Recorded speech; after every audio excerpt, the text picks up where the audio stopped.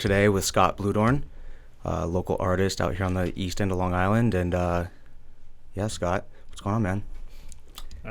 Not much. It's definitely the middle of winter. Yeah. Probably the most download time of the year. Yeah. Yeah. Yeah, not a lot of people get to experience the east end at like this time of year. Mm-hmm. People wonder like how people survive out here this time of year, but I mean, personally, I kind of like it. Yeah.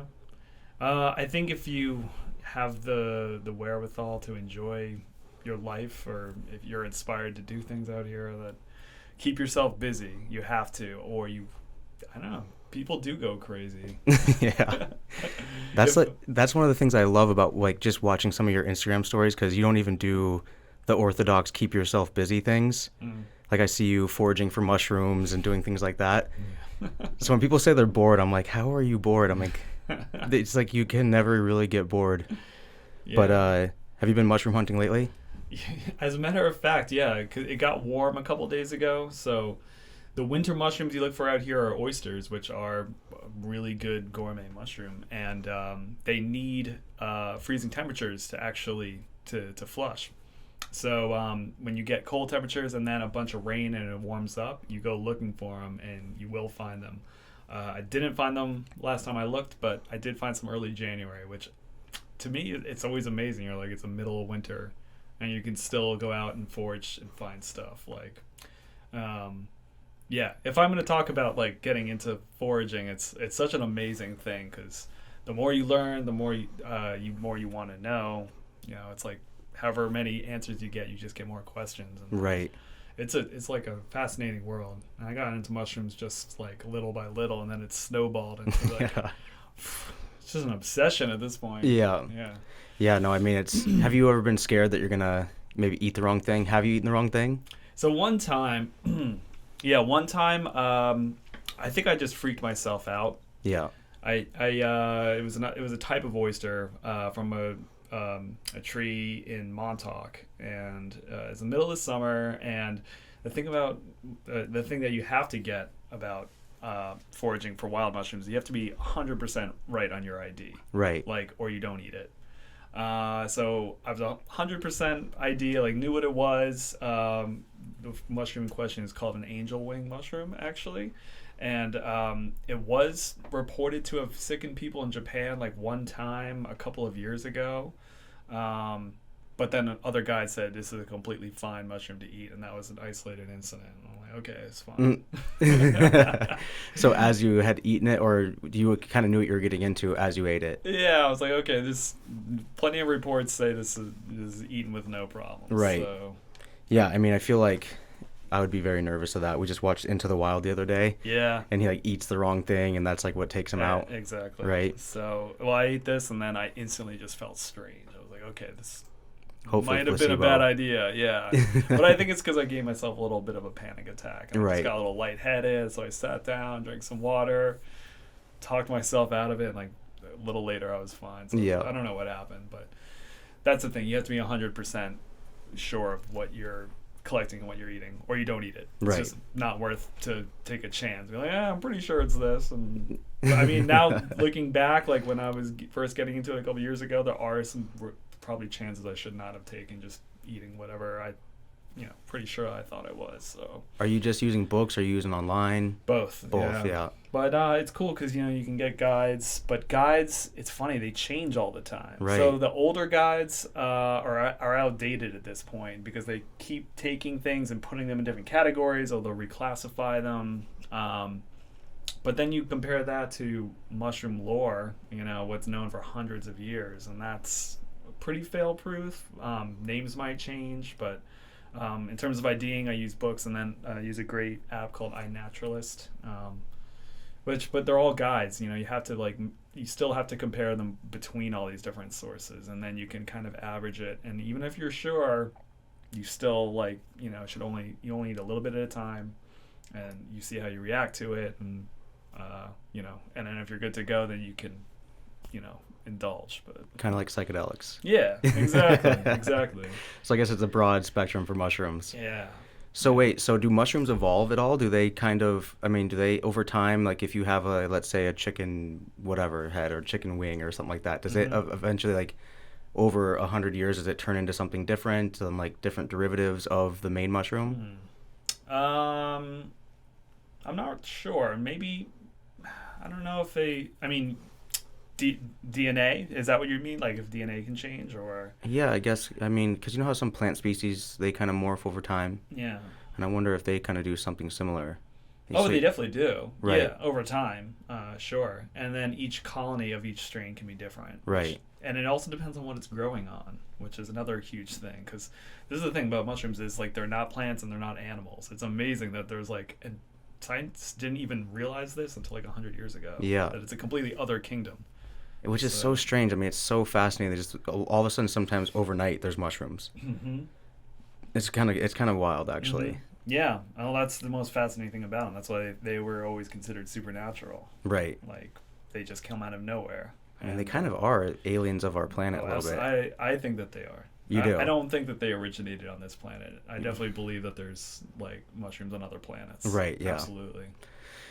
Yeah. That kind of that brings us right back to our conversation we were having the other night. Yeah.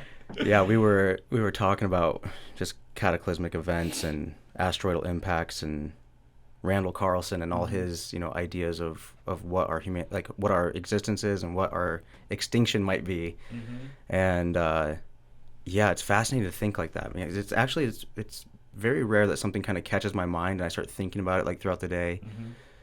But thinking about how one microscopic organism could infect a planet, like let's say the moon, Mhm. and then eventually it eats us something, and then that eats us something, and then eventually there's bipedal beings, you know what I mean, or To me, something. it makes perfect sense. I agree. And that's the way mushrooms spread. Yeah. You know, if you have like a loaf of bread and you reach in to grab like I just literally experienced this. Like you reach in to grab a whatever, like a single slice. Like you're contaminating the entire loaf. Right, With yeah. just that little touch. Yeah. And then you wrap it back up, either put it away or put it in the fridge or whatever, and it'll just over time it'll colonize. The same Right. thing with the planet. If one little comet had some or anything like moon dust or whatever that's contaminated had fungus or bacteria, it's very plausible that it came from somewhere else Yeah. and infected the planet. Was almost like it's an environment or like an unfertilized egg. Totally. Yeah, because it's so strange because we have so many different dimensions of existence on Earth. I mean, between the sea, right? And then you have all these just bizarre diverse corals and fish Yeah. and species, and then you go to Earth, just on the land, let's say, and then you have from everything from a pine tree to a mushroom growing on the pine tree. It's just Mhm. it's infinite. Mhm. I don't know. People always they want to go to Avatar, but it's like this kind of is Avatar in a sense. Mhm. Like if you really just kind of pay attention, it is kind of Avatar in a lot of ways. I mean, it's not as wild in the movie as it is in the movie. I still want to go there too. Yeah. Well, it's based on biological nature, Right. which I don't know. I'm very much looking forward to the point where scientists come out and just say we found life on another planet. It's just a matter of looking hard enough and identifying what life is. Don't you think they kind of know, maybe? I do think they know. Yes, Yeah. I have a feeling that they know. Yeah. And there's like two different sides of it, right? And we were talking about this the other night Yeah. too. And it's cool that it's this huge area of study, and there's like this countercultural scientific movement that does recognize that it's most likely that there is life, or that our government knows about and just doesn't want to tell us. Yeah. For any X number of reasons. But it's going to be cool, and I think that it is going to happen within our lifetimes. That I think they're going to come out and say, "Yep, yeah, there's life on other planets, and here it is," and then it's just going to snowball, and be like, "Oh, yeah, it turns out there's advanced civilizations that have always been here." But They're like within us. yeah, They're like interdimensional, yeah. maybe, or even. It's like it's interesting. You talk about like maybe even inner world theory, and so the more I think about that, like just kind of scaled back from, and I obviously these are theories, right? Mhm. And I'm not saying there's validity to it, but if you've been to Lewis and Clark Caverns, it's Where's that? if you've been there, I'm just saying it's like Okay. if you go to any of these caverns, there's some in South America and these giant caves and tunnels that just go to they don't even know where. And there's these rivers just flowing into the middle of the earth. And what do we think? That just, okay, well, we'll deal with that later in another 40 years. But the reality is, if you go to Lewis and Clark Caverns, I mean, it's so bizarre. And first of all, the fact that they found those things way back when is just, that must have been just mind-blowing. Because even now, you go in those things and it's just these big caverns that are just, they just go forever. And they're kind of a touristy thing now, but those types of things exist all over the world, and there's just these giant hollowed out areas with different life inside of them as well, different minerals, different things. And so where does that go? The interior. I think about that all the time. You're stumbling upon like those caves, or like cave paintings in Lascaux, or like Altamira. Like I can't imagine stumbling into that and then seeing that in real life. Such a trip. Yeah. It's funny because it's like, if we were to have a cataclysmic event right now, almost everything that we do have and know would probably be erased. We don't have like, what is our I guess our cave painting? Do we have that? Like, do we have something etched in a big piece of steel somewhere? Or, you know what I mean? You know what I think it's going to be? What's that? If everything gets obliterated, you're going to find plastic like hundreds of millions of years from now. I think that's going to be our tech signature. They talk about all these like signs of civilizations. It could even be alien or like millions of years in the past. Like ours is going to be like plastic based, just digging up floppy disks. Yeah, microfibers. Well, those might be liquidated, but you'll still find like plastic molecules. Yeah, I think everywhere. Probably it's going to be like a layer. If it's going to be sedimented, you're going to.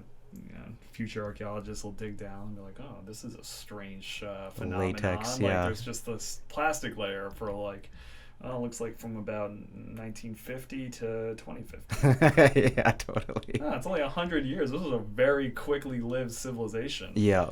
And then they'll see, it looks like they poisoned themselves. Yeah, they ate the wrong mushrooms. They ate the wrong mushrooms. Oh, they didn't eat enough of the right mushrooms. That's probably the right thing. Yeah. Yeah, because it's like, it is strange though, because when we dig up these relics from the past, and it's all this old pottery and so on, I don't understand how that made it. You know what I mean? Yeah. Yeah, we always like, how did that survive and the other stuff didn't? The most fragile thing? I guess it's because they're hard fired, so they were, and when you fire it, you're literally fusing the clay molecules into like a glass, like a silica. So, I mean, it becomes somewhat resistant to, I guess, heat and pressure. And I guess if it's buried with mud, too, it's something different. Buried. It's all about how it's buried and how it's, like, sedimented and what's disturbed and what's not. I don't know. I think archaeology is super fascinating. Same. Yeah. And being an excavator, people always often ask me, like, what do you find in the ground? Oh, yeah. Nothing. Literally nothing. I find more Pepsi cans and Dorito bags than anything. I know. From like the workers from before or what have you. I wish it was a dinosaur, or something. Well, that's the kind of thing you got to really look carefully. If you're excavating, it's probably not going to be that possible.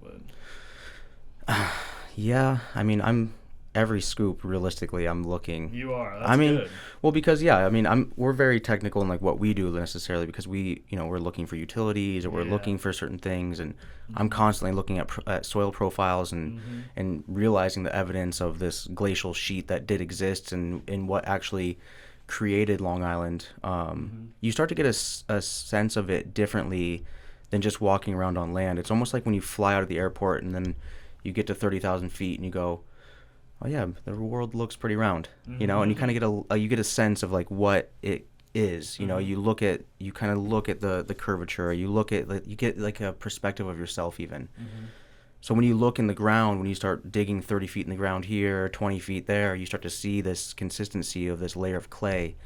And this layer of clay is not like any clay I've ever seen. It has zero impurities in some areas. Sometimes when I dig through it, I'll be like basically a layer of topsoil, loam, then to like maybe like a bank runny sand, which is interesting. That bank runny sand oftentimes has signs of rust because it's like very dirty, rusty colored sand.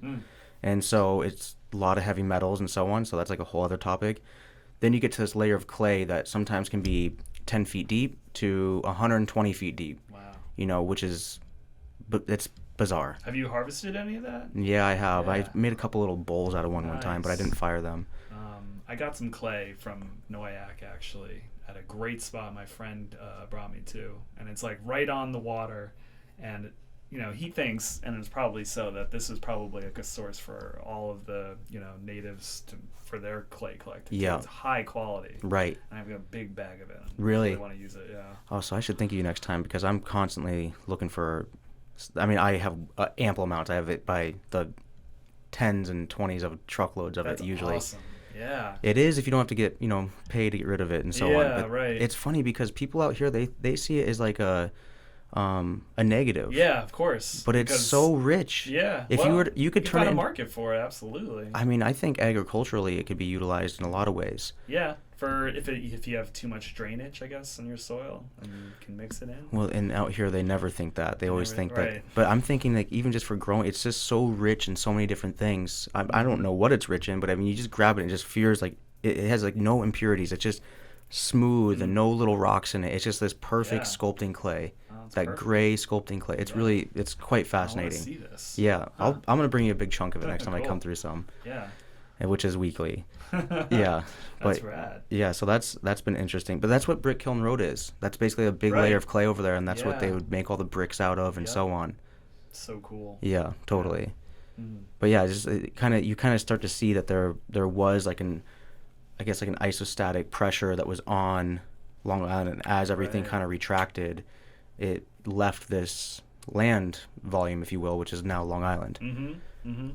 You see that meme that was going around recently that was like, they're changing the signs in Glacier National Park because the glaciers haven't melted yet or what have you. Oh no, I haven't seen that. It's like these guys that like are like anti everything, right? Yeah. But it's funny because I actually grew up there. I grew up just outside of Glacier National Park, Uh-huh. and I will say that the glaciers have melted a lot. Yeah. They still exist, but they've melted a lot in my lifetime. Yeah.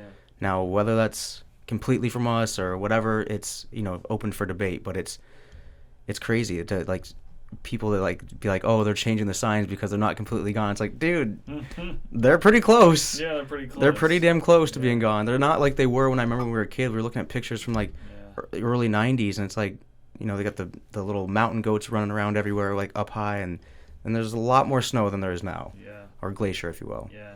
I've been to a couple glaciers that, I went to one in New Zealand that was like pretty sad. Really? Like from where the original entrance was in like the 20s, I think when they first opened it up as like an attraction, you have to walk a good hour and a half, 2 hours up the mountain to get to and you can just barely see the end of the glacier field. And like, okay, so that's 1 century and it's retreated like 2 miles, like at least. Yeah. It's huge amount of Totally. huge amount of melting. Yeah. Yeah, I mean, yeah, that's the thing. I mean, I've been interested in climate change as like a whole field of science for a long time, but you do the more you learn about it, the more you do realize that there are all these natural cycles, and absolutely we have this effect on it, but it's not. It most likely is not completely a man-made phenomenon. Like there's always these fluxes going on. And that's what these ice ages are, and we're still actually in a warming. I mean, we were coming out of the last ice age, and now we're going back into an interglacial warming period. So it is interesting. The more that because I remember when climate change kind of first came on the map. I grew up in Montana, and literally nobody believed in it there. Right? Mm-hmm. It was like a very Republican-based state. yeah, I obviously think that we do have an impact on something. Mm-hmm. But then the more I learn from Randall Carlson Yeah. and different people, I start to realize that there's a wavering of events, Yeah. And, like one of the things that I've kind of like been thinking about a lot lately is that we used to drive into L.A. We would drive down to California from Montana. You drive into L.A. and there'd literally just be a layer of smog above the whole city. yeah. And it was pretty gnarly. I mean, if you weren't from there, it was very evident. But if you lived there, it was probably not that big of a deal. But they'd have like high pollution days. It says it on the sign as you drive down the freeway. And they still do, I think. They do, yeah. But it's just not as what it was. Yeah. Cars have gotten so much cleaner, Yeah. right? As how they burn. Right. It's just not quite the same. So, I guess they say transportation is not quite as big of a factor as other things. Obviously, like waste plants and things like that. But still, it is interesting to see some of these glacial areas and that they have melted. It's like, what are we hanging on to something that we don't know? I don't know. I don't really know, but it seems like there are things that are actually happening. We went to one in British Columbia, and we actually found this little cavern where we got underneath these ice. Well, I guess they're like ice caves, but this one went on forever. And we should put up a picture of this one actually when we edit this up. But we went underneath there. It's like a whole other world, and then you can kind of start to see where they're grinding on the mountain. So you see this gouge marks in the ice. Cool. And the ice is 300 feet thick, and you're underneath there, and there's just these bizarre colors. And I went to one in Iceland actually just in November. It was really small because they change every year. That's like our whole thing. That was like they're tiny. Yeah, well, they're tiny, and they collapse, and they have to find new ones. And some of them are like epic, and some of them like they were epic, and then they just mostly collapse. Yeah. But what's cool is when they tell you that what you're looking at is like you look and you see the bubbles when they're super compacted ice. Yeah. You're like looking at 900-year-old air. Like they know how old this part of the glacier is. And you're like, oh, when these bubbles melt, you're breathing the same air as the Vikings, like literally the same molecule. Like that. Like, oh shit, that was Spanish flu. Yeah, right. Who knows what's locked in there? Yeah. So we found a little piece that had broken off. It turns like really white right before it kind of like shales off of the sides. And so we grabbed it and we were looking at it. We're like, there's a piece of metal in here. No Holy shit. Really? So we get our lighters out and we start like melting this little piece, and we get all the way to it, and then it's just like it was just air. Or it's an out of place artifact. Yeah, we were like, holy shit, we found like a BB from the 1600s or something. Yeah. It was not. But yeah, so I guess a lot of this is like the biggest segue into your art, let's say. Does any of this stuff that kind of we're talking about reference into your artwork that you do? And yeah, definitely. Yeah, because you do like a lot of like windmills and well, a lot of what I've done, a lot of what I still do is based a lot in like the sense of place, especially here, history, anthropology, culture. A lot of it has to deal with tradition, but also in the environment and how the environment influences human culture, vice versa. Yeah, that's where to me that the whole climate change is like as a theme comes in a lot. But it for me it's more about like the intrusion on the natural world, the dialogue, because each thing is influencing the other. But now it's like, I don't know, human our capabilities are just annihilating so much so quickly. Like we don't even know what we're destroying. I know. Right. And that's why I'm so interested in science, and that's how everything links together. And you have science and culture and ethnography, tradition, how things change over time. But when I related to this like place in particular, like the Eastern end of Long Island, it's cool because it has a little bit of all of those things. Yeah. In a lot of ways. Yeah, it's interesting because it's like if we were to, let's say, terraform Mars, right? What would we take there and that we've learned here? Like, how would we do it differently? Let's say. That is a huge question. Right. I think we're gonna, do the same thing. At least Elon Musk will be, but like, I just hope that he doesn't end up being like the dictator of Mars, because he'll be the first one to get there. He's already got the haircut a little bit. Right? I mean, it seems like he's on his way. But that should be something that all of humanity gets a say in, and will he willingly give up that kind of power and authority? Like, it's insane to think that as a single person, he... it's like above NASA. It's above like the European Space Agency. Like, he's gonna get there first. Like, maybe the Chinese will be right after them. Maybe, but maybe. Like, he could get there and claim the whole planet for himself and like exclude other people from coming to that planet. Theoretically, he could. I guess that's true. He could already have his own little force up there. Right. I mean, don't come on. It's like anything is possible these days. Yeah, totally. That's the thing. He's like, he sends up a couple cyber trucks, outfits them with, turrets and machine guns. He just has his own place. Yeah. It is weird that like there's such a big span of time from when we went to the moon, which I don't know if we did or not. I don't know. I have so many questions. There's bases up there. Yeah, there's that too, right? So it's like, Either it doesn't exist or Or they're just not telling us everything. Like, let's not tell them that it's actually a weekend vacation for some people. Or it's hollow. Or that too. It's just, it seems like there's a little bit of truth to everything, maybe. Right?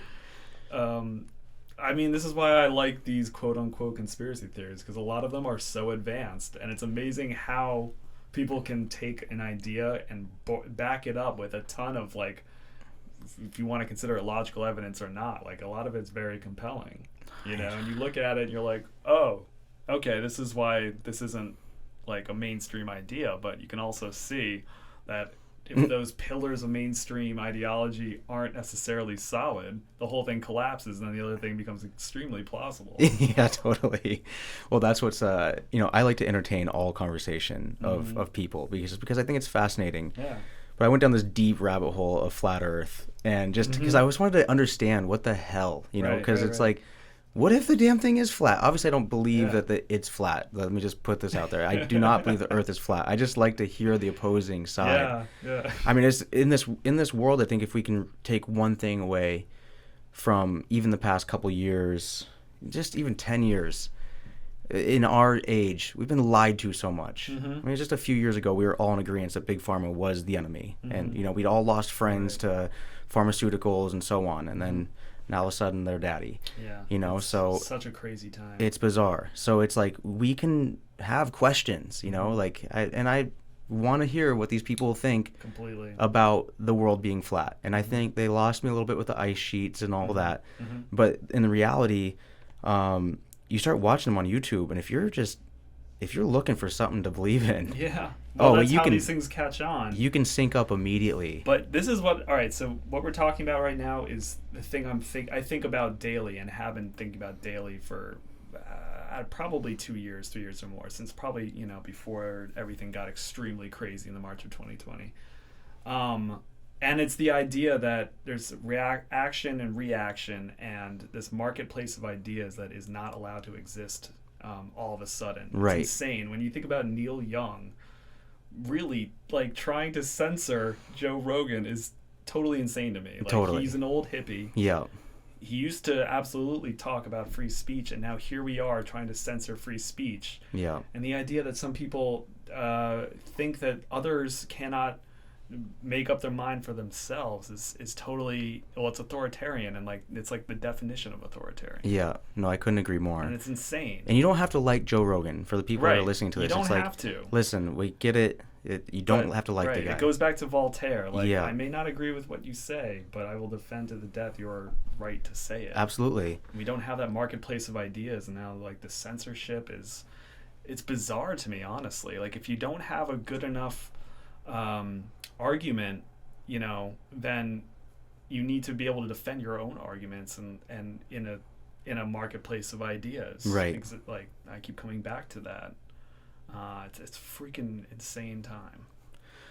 It honestly baffles me. What it has highlighted the most is individuals, you know, and the individuals that are, you know, jumping on a side, or, you know, it's just it's a little scary. I really didn't think people would be that way. I didn't think that. I knew people were scared, but I didn't really think people were so reactionary. And I think this has been super highlighted. I don't think it's even just now. I think it's been happening for some time. Yeah. I think it happened, you know, it's everything's everything's politically charged, or, you know, people are being swayed just from the commercials that they get. And now that we've all know that our phones are giving us ads based off of saying something, if you're not awake now, you're not ever going to be. Yeah, and because you're probably kept in your echo chamber. Yeah. And I think it's the defining theme of our time, and it has been like this like slow cultural change, and I think it was just accelerated by like just the chaos of the last couple of years, where you have such an unsettling political situation with such an unsettling cultural coming out of, again, action reaction, George Floyd riots, you know, Black Lives Matter. Everything is politicized. Everything is weaponized. Technology is far too powerful now. I know. Far too powerful, and there's no regulation. You know. You think we get it back? I don't know. I don't know if we do. But honestly, I don't know if there is a way back to you'd have to, it's like about disarmament. It's like nuclear disarmament, where that's the only like mutually assured destruction. When you have nuclear weapons, you have one person with a nuke, and then if others gain that technology, you have to make pacts with each other, right? And there's mutually assured destruction. But I don't know if we have that with different technologies. Social media with spyware is, it's like this Pegasus thing, which is so terrifying. Totally. Mind control, Neuralink is coming. It's just like it's so rapid, and there's just almost no attempt to even rein it in or like slow it down. Talk about AI. Like, if there was global agreements about limiting AI development, some will argue like, well, someone's going to develop it, so it's like this arms race. Yeah. I don't know if I completely believe that it's inevitable that we just have to develop AI. Personally. I know, and for so long I really was on board with that. Mm-hmm. I was really just like, wow, this is fascinating. We can do things more efficiently and become superheroes, essentially. And or, what I really fantasized, kind of like Jacques Fresco's idea of a civilization where robotics kind of do all the mundane, and we are freed up to do the things that we want to do, because, as a person that is an artist, as an entrepreneur, and so on, it's, I've really attached myself to doing the things that I want to do, as I think that they serve me and or those around me and the world maybe better. So I believed in that for a long time, from like 6th, 7th grade, when I first kind of stumbled upon him, and I had learned about the Neptune project and all these different things, right? But then as time goes on, it's like, what are we actually doing here? Like, this isn't how I depicted it going. I didn't depict it that there was actually these kind of, I don't know how to describe it. It almost seems like there's different aspects to it that I didn't foresee. Like, for example, technology based. How it works? What's a good example even? Neuralink. Neuralink's getting put out with the idea that it's going to be good for people that have paralysis and so on, and maybe he can heal blind and so on and so on. And that sounds great. I have some friends that have been hurt and I hope that can become what it is. My fear is that, what if that gets hacked? That's it. All right, so they're all double-edged swords. Yeah. And the sharper that sword gets, it's like amazing benefits, amazing godlike powers. And the other way, again, it's just as powerful and just as chaotic and destructive. Yeah. So it's like kind of the ultimate question, like, where do we as a species draw the line, or where culturally can we draw the line? Can we limit certain things like through laws, or are laws just like out the window now because technology supersedes them and is moving too quickly? I see it, the only possible way we can do it is essentially a schism in society, where some parts of society go full bore on high tech, no limits, they become gods, godlike, whatever. And then some who actively, like the Mormons, like, are just going to reject it up to at least a certain point, or even go backward and like, and I don't say backward, but I just say more simplified, more naturalistic, more organic. And I'm tending to fall on that side. Like, I see more and more technology. Is it really benefiting us as a like biosphere? Is it good for the planet? Is it good for us as like thinking conscious beings? Undoubtedly parts of it are. Yeah. And maybe we just need to see it to believe it. But that just means that, the potential for destruction is there too, and it's how much fire we want to play with. Yeah, because ultimately with technology we can, this is a small podcast, but through other podcasts I've learned so much. I've basically gotten degrees in things that I would have never been able to sit through class for. Podcasts are amazing. Like, right? Long form conversation, it's kind of all I can do now. Yeah. Like, I don't and that's the thing. It's like, this isn't edited. This is just like free form ideas. Just, what do you think? And 10 years from now I'll probably look back and go, that was a stupid idea. Maybe not. I'm trying to not have that perspective of how I talk, but the idea is that we're constantly evolving. But with this technology, like, for example, I think this is good. I think that it is good to be able to put information out to the masses, to people, if they're interested. You got to kind of like pick what you want to listen to or what have you. And some things are biased, and maybe some people aren't being honest. But for the most part, if you listen to health podcasts and other things, even Joe Rogan, I'm sorry, like if you don't like him, like that's fine. But you can learn a lot from listening to that guy, even when he does say some dumb shit. You're still learning, you know. So. Hardcore history, I mean, who knows what history really is, but I mean, it's just even that, like just hearing other perspectives. There's another one called Curiosityness, which is a really interesting one. It's all about like kind of tech and so on. So for me, I've found that form of technology has been great, right? But then it's like you said, as like for example, in my world, the machinery world, it's amazing that machines get better and more technologically advanced, and they use GPS and all these different things. It's awesome. It's really cool to be in some of these state-of-the-art pieces of machinery. But it's just so much more destructive. You got to be honest about it. It's expediting our growth to a huge level. I mean, that's kind of why I chose to paint with an excavator, because it's like with machinery comes this whole civilization. And that's what we are in right now. Like if before Caterpillar machinery came around, there's a bunch of really ballsy dudes up on some really high shit stacking bricks. You know what I mean? Or like 20-ton blocks, you know. Like, yeah, like you know, using levers and stuff like that to like kind of like move them around.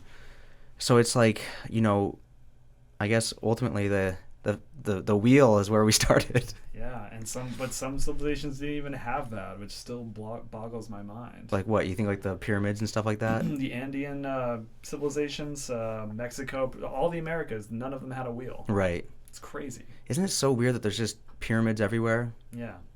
Okay, we're just gonna keep going. Just hit all the charged topics.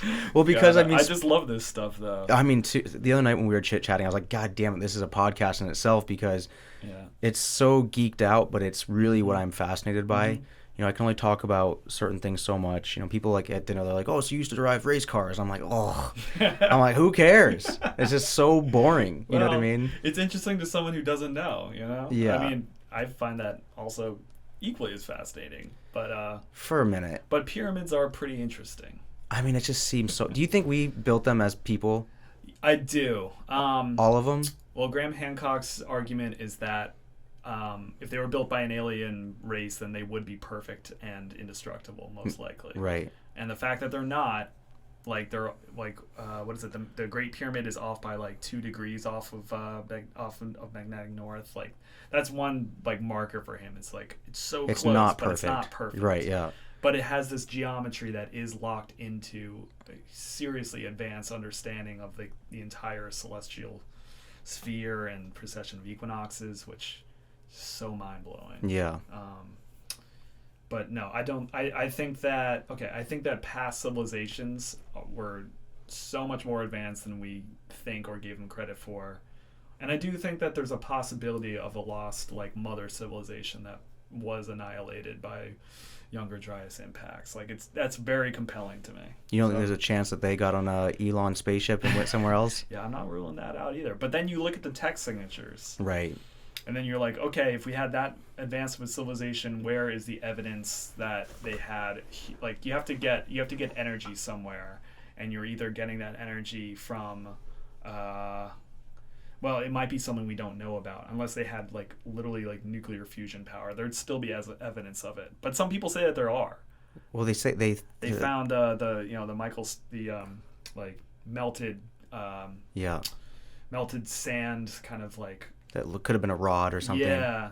Well, they think like nuclear war could have happened in India, like right, hundreds of thousands of years ago. Right. That's like a little bit more farther out there, but like people don't ever hear about this shit though. Yeah. If people are still listening to this by this point, they're listening to some weird shit like us. But it's also, you know, it's written down too. Even before podcasts, you know, there's a lot of this weird. It's not even weird. It makes more sense. It's an alternative history science right. Of history of science and science of history. Right. But I think also it adds up more to know something like this, because because it's like, for example, there's people that think that the pyramids were maybe like hydrogen charging stations or something similar like that, like something like this, right? And And because what are they? Like, what the hell are they? This is like a lot of people think they're machines. Or and that. It's cool there's a scientific basis for that because they know that water was running underneath it. Yeah. And most of the inner core is made out of quartz. Right. And it acts as a crystal. When you have water running underneath it, it creates an electric charge. Right, like it's concentrated. Like, that is just... It's next level. We don't even have anything like that right now. And they think they were raising, the frequency hertz of people's consciousness. Like having them ohm in the top of them or something. Yes, exactly. Yeah. And then you can have essentially an enlightened being. Yes. Yeah. And that's a really compelling reason why Egypt was so advanced. God, we should make one of those out here. Like, might be a little brackish, but right.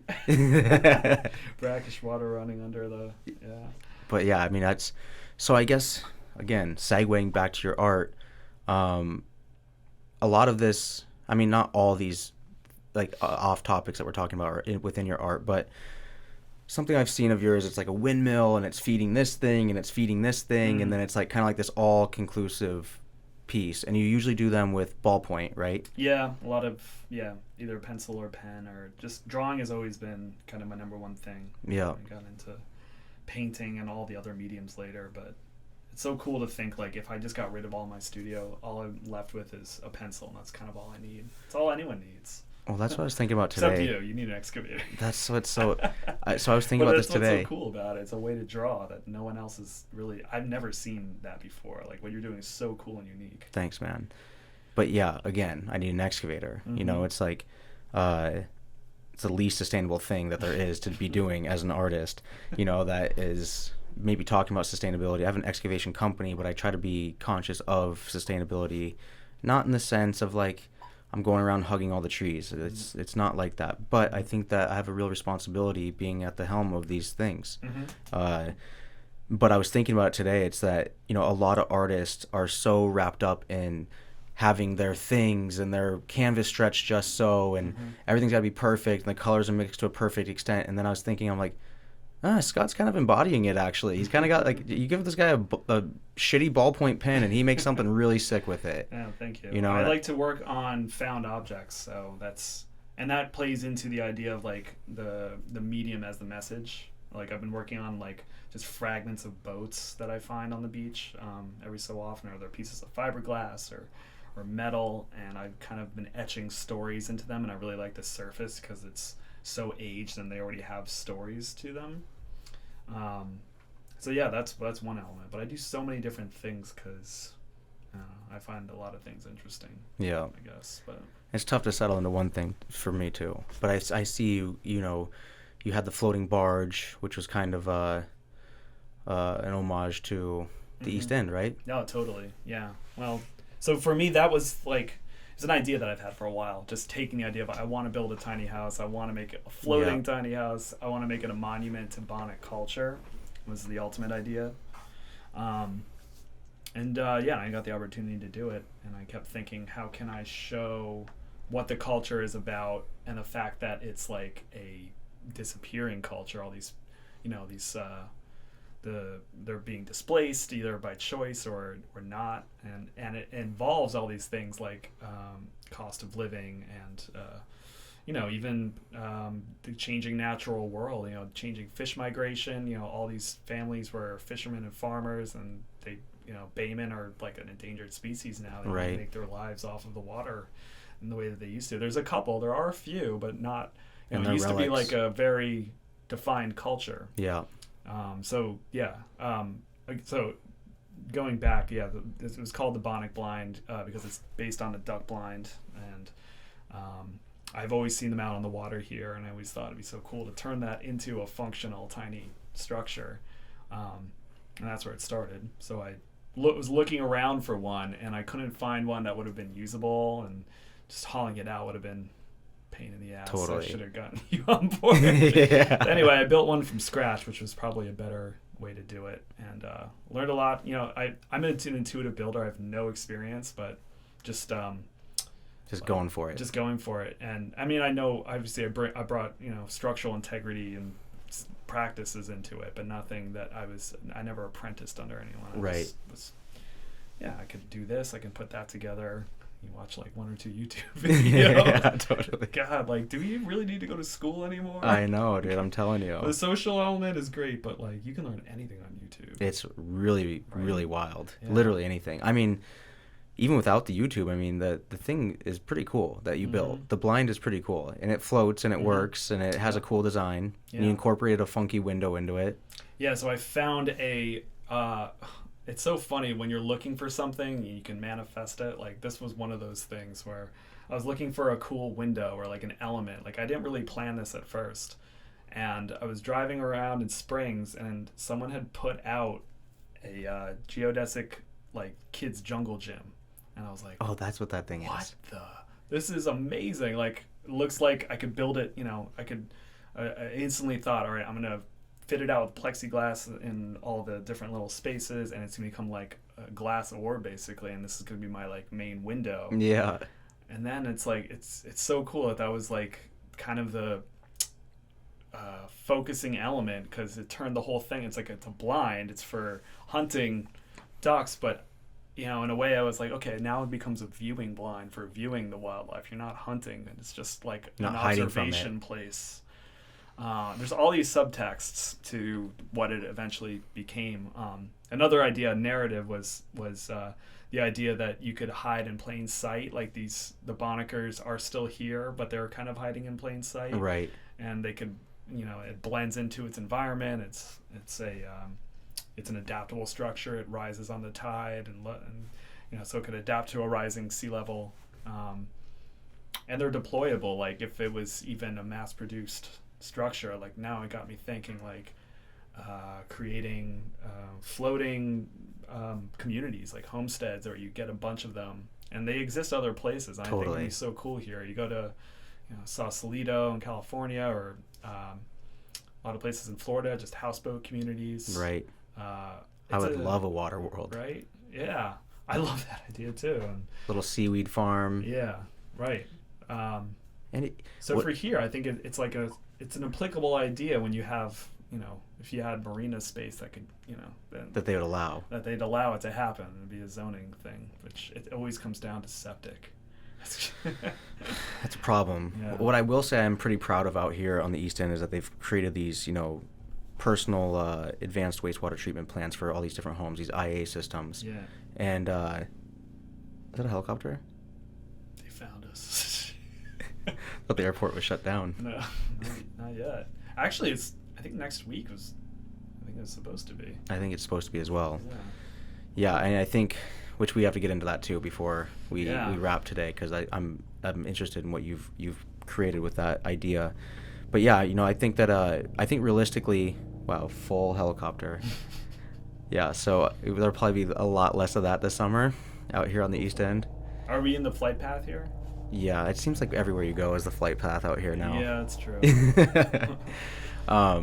But yeah, it's interesting that floating civilization and even just like affordable housing floating would be really interesting. Like, I think there's obviously ways about this. I think that's something that should be explored, because creating energy just off of the natural tide, like what are they called, like hydro turbines? Yeah. Not necessarily like off of a dam, but something that's like taking advantage of the currents that is a natural occurring tidal thing. mills. It's an old technology, actually. I mean, doesn't that seem so much better? Yeah. I mean, because like if you drive through Palm Springs right now, there's about 1,200 towers sitting up, and 2 are spinning. Right. I know. I always think that's so weird. Oh, you know why that is? Why? It's generating too much power. Right. That's what they say. can't use it all. That's what they say though. But doesn't make sense everyone to I me. talk to there though, they're like they're never spinning. Yeah. I don't get it. I don't know. It's like build more battery packs or something like that. Well, it's all about battery storage. I don't understand that. Every time I've driven through, you're like, I see a huge amount of turbines. Not spinning. Yeah, there's like a couple of them, and it's really interesting because I go out there periodically. It's for a totally different thing, but it's for building off-road tracks, which subsequently is completely polar opposite of that. But going out there, you'll see where they've basically removed the old sites where maybe they weren't operating or became antiquated, which they haven't been there that long, but for them to already be replacing them. But it's a wasteland, and what they're you see what they do is they'll basically rip up like old freeways. So let's just say they're rebuilding the freeway in a spot, and they'll take all those old asphalt millings and concrete, and they'll break it all up, and that'll become the base, and they'll build on top of that. But once they take everything away, it is not remediated in the sense. I mean, there's like not even a coyote living out there. It's just total wasteland. It looks like Mars. It's really a bummer to see. The more I kind of, as time goes on, and I learn about some of these greener energies, the less I kind of believe in them a little bit. Well, there you go with the double-edged sword again. Yeah. Every technology has a downside. Like there really isn't many magic bullets. But in that case, those are older turbines and they're smaller, and the newer ones are much bigger, and they generate like each one new turbines now are like 10 old ones. But well, they have new ones there too. Yeah. Oh, okay. They kind of like they take the old ones down, build newer ones up next that are twice the size, which seem like they take so much wind to turn that damn thing. But hey, I just push dirt for a living and paint. You know, that's my gig. But yeah, it's interesting that you bring up like the floating cities with the Bonnick Blind, because I think there's a big conversation that opens up there. Yeah. You know, and it's not just about, you know, because when I first looked at it, I was like, well, what is he saying? Like, what does this mean? You know, and then I was like, I saw you post about it a couple times. I was like, okay, he's trying to kind of embrace something and kind of like open up a conversation. What would you say like your biggest? What would you say you would like to come from that, like from the Bonnick Blind? Yeah, I think expanding the original idea, which really came out of an exploration of material form and a message of monumentalizing, you know, Bonnick traditional culture. The expanding part of that is, looking at floating structures as a possible housing means. You connect that to cultures all over the world have always, individual cultures have lived on the water. Either there's entire boat-going cultures that live on boats or huts above the water. Right. And they're usually river cultures or marshes. And we have so many of those. Right. So many of that here, which they're sensitive areas, but we do have so many marinas. And I pair the idea with the fact that land is so expensive here. So naturally, you look at water, we have an abundance of water, good harbors, and a great need for affordable housing. Yeah. Small, and deployable housing. And what's cool about this is that it's transportable. That's inherently with water. You can move things around, you can deploy them, you can take them out of the water. So for seasonal housing, to me, it makes a lot of sense. Yeah, that's actually interesting. If you got an enclosed system that can handle all of it's always about wastewater and septic. And if but they could also be long-term living situations too, which I think is interesting. Well, it's tougher here in the winter. Obviously, you do get ice in a lot of the harbors, so it's trickier, but it's not impossible. And there's you look at Europe now, and there's a huge amount of people living on barges on the rivers, and you go to like Copenhagen, and there's a whole like floating towns. Totally, yeah. I just think that's awesome. I think so too. And you're close to the water, which everyone wants to be close to the water. You can't get closer at that point. Yeah. I think that there's an aspect of doing a due diligence while having that as well, though. Yeah. Because realistically, if people always want like a give and a take, right? So like, for example, if you're going to build a new house here now, you have to put in the new IA system, which is kind of part of helping clean our waterways and all of our different aquifers that we sit on. A lot of people are still on wells. And at one point, these were some of the cleanest wells ever. But like, for example, next door to where I live, they've dug a hole in the ground 250 feet deep. And then they end up they process mulch and they process all this stuff down at the bottom, and it becomes a real problem. People, they don't realize what's actually going on out here. It's kind of like the 1800s in a lot of ways. Unfortunately, there's a lot of different things that could be done a lot different. I mean, just from power lines to, even old septic systems being grandfathered in. It's a lot. It's a lot, actually. A lot of people they're not hydrologists, and that's whole science, but when you learn about what an aquifer is, right, and the fact that we have a sole source, meaning some places get their water, from pipelines essentially from other places, or they might have a reservoir. We're just sitting on ours, like that big lens of water, and a lot of people just don't realize that. I think there's that, and I think there's another aspect of it that people don't think about. I mean, oak trees are not an indigenous tree to Long Island. If you Oaks, look at really? No, if you look at old photos, there's none of these trees. This used to be like a lot of grazing land and potato farms. That's true. You have all this foliage that goes and sits on the ground and creates an acidity and bumps up the nitrogen levels, and then we have big, tremendous rainfalls, and we have semi-pervious ground. So, we have a lot of that's happening. So it's not necessarily all that we're just dumping our septic, but the reality is, I've talked to some people that, they study some of the fish out in the bay, and they found trace amounts of doxycycline in the fish, which is what people take when they get bit by a tick, right? Because they're trying to not have Lyme's disease. So it is double-edged sword, but ultimately it's, I think there's a lot of compounding factors to all of it. But going back to like a floating situation, having oyster farms, having seaweed farms and things like that can really actually help in a tremendous way. It's so much so that there's places in Europe where they're actually utilizing oysters to help rebuild shorelines and so on. And here, yeah. And they have the oyster farms here, but it's really a lot more small scale than I thought it was. Yeah, they're which is good in a way. I think it's in the right scale for where we are. Like if you had an industrial oyster culture going on, that would be different. It wouldn't happen because of the boats, the yacht people, the recreational boaters.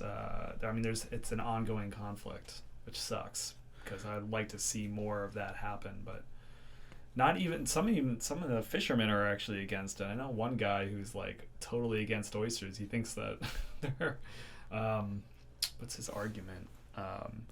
They're taking too much nitrogen out of the water. Yeah. I'm like, I don't know about that. You got to do so much. I mean, come on. We're talking about you go by the marina and there's a sheen of water that you won't go swimming in. Yeah. I mean, and there's yearly closures where you cannot shellfish. Let's talk about seaweed though, because kelp has been a huge interest of mine for a couple of years. And what's really cool is finally New York is catching up with all of New England, who's been doing this for like 20 years. But yeah, seaweed farming. It's amazing because it's just it helps water quality like tremendously, like even more so than they originally thought. A lot of these seaweeds, including kelp, it acts like a halo and just sucks up. It can suck up heavy metals if you have that problem. Thankfully, we don't. But other pollutants and nitrogen, it's just like a sink. And you take it out of the water, you're removing that from the water.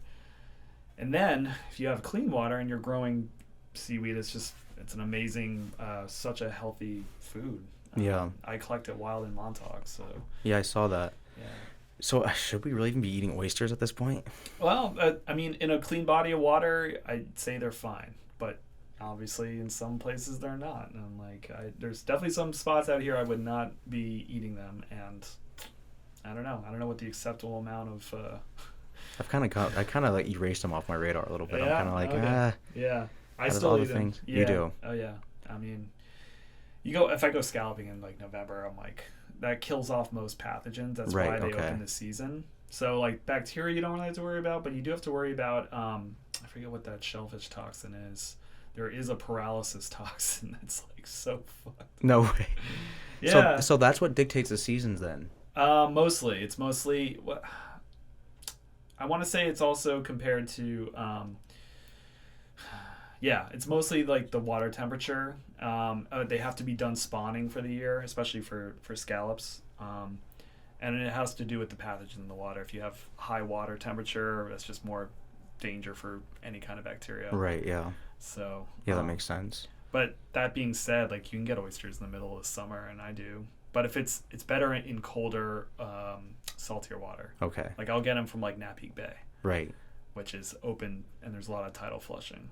But if you get them in like a really like closed in little sandbar area that's like 80-degree water, it'll probably kill them first of all, but I wouldn't eat that. Right, yeah. Yeah, that makes sense. Yeah, I feel like that kind of goes to land bearing animals as well a little bit. I mean, the seasons for, like, let's say hunting, for example, it's not necessarily dictated off that. It's mostly dictated off of, I guess, probably reproduction and so on. Yep.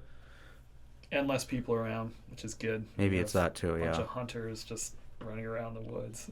It's actually pretty terrifying. I was mountain biking one time. There's just this guy just sitting up in the tree Oh stand. my God, that happened to me too. I'm like, dude, really? Like right here next to the it's Cedar Point Trail. Yep. Like right here. Yeah. Well, you have to like the what is it? They have to be parked in a certain spot if they're on that trail. Like there's a spot for hunters. So that's when you enter the trail. That's how you know there's going to be one in there. But I agree, it's so sketchy. Why? I mean. I mean, it's sketchy for people who are using the trail. It's obviously their, right, and it is an ancestral right, but it's scary. I was I was foraging with a buddy of mine in Southampton last summer, and we came across a guy at a tree stand, just silent. Sitting there. And it's like he was pissed off. I was like, Dude. I'm like, you didn't say shit. Like, we just look up and he's in the tree stand. For like a bit. Yeah. Yeah, we're like, all right, we're going to end that one. All right. Slowly walk backwards. Yeah, like, we're just out here for the shrooms. Yeah. No, it was the same thing that kind of happened to me. I was just like mountain biking, all of a sudden like looked up and it like totally caught me off guard to like just see a guy in the tree. And I'm like, dude, you're not even 20 feet off the trail. Like, what are you going to do? Like, just be wound up for a deer right here?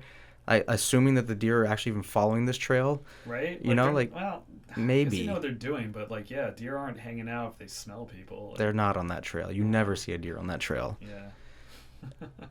That's like one thing that people do have wrong a little bit out here is that they think everything's a deer trail, and it's not. A lot of the trails in that whole area were actually made by motorcyclists. Yeah. You know, and it's now people, they don't want any of that type of stuff going on, which, I get. It's loud and obnoxious, but electric bikes are on the rise.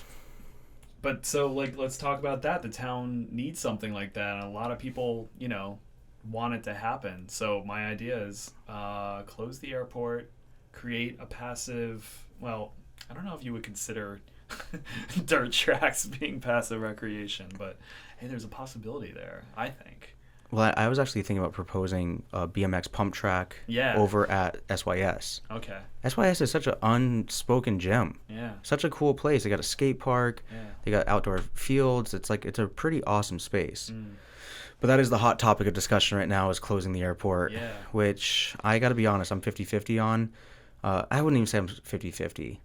I'm not even going to put a number on it. Mm-hmm. I see both sides in some regard. I mean, it's a tough thing because a lot of people think that it's only for the rich, only for the 1%. Mm-hmm.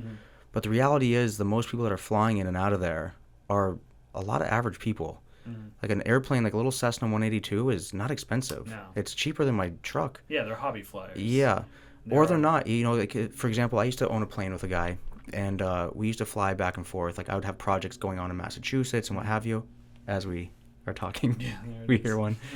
And it was so much more convenient and more cost effective. Yeah. It actually was more sustainable to fly up there for 30 minutes, spend an hour on the ground, and then fly back.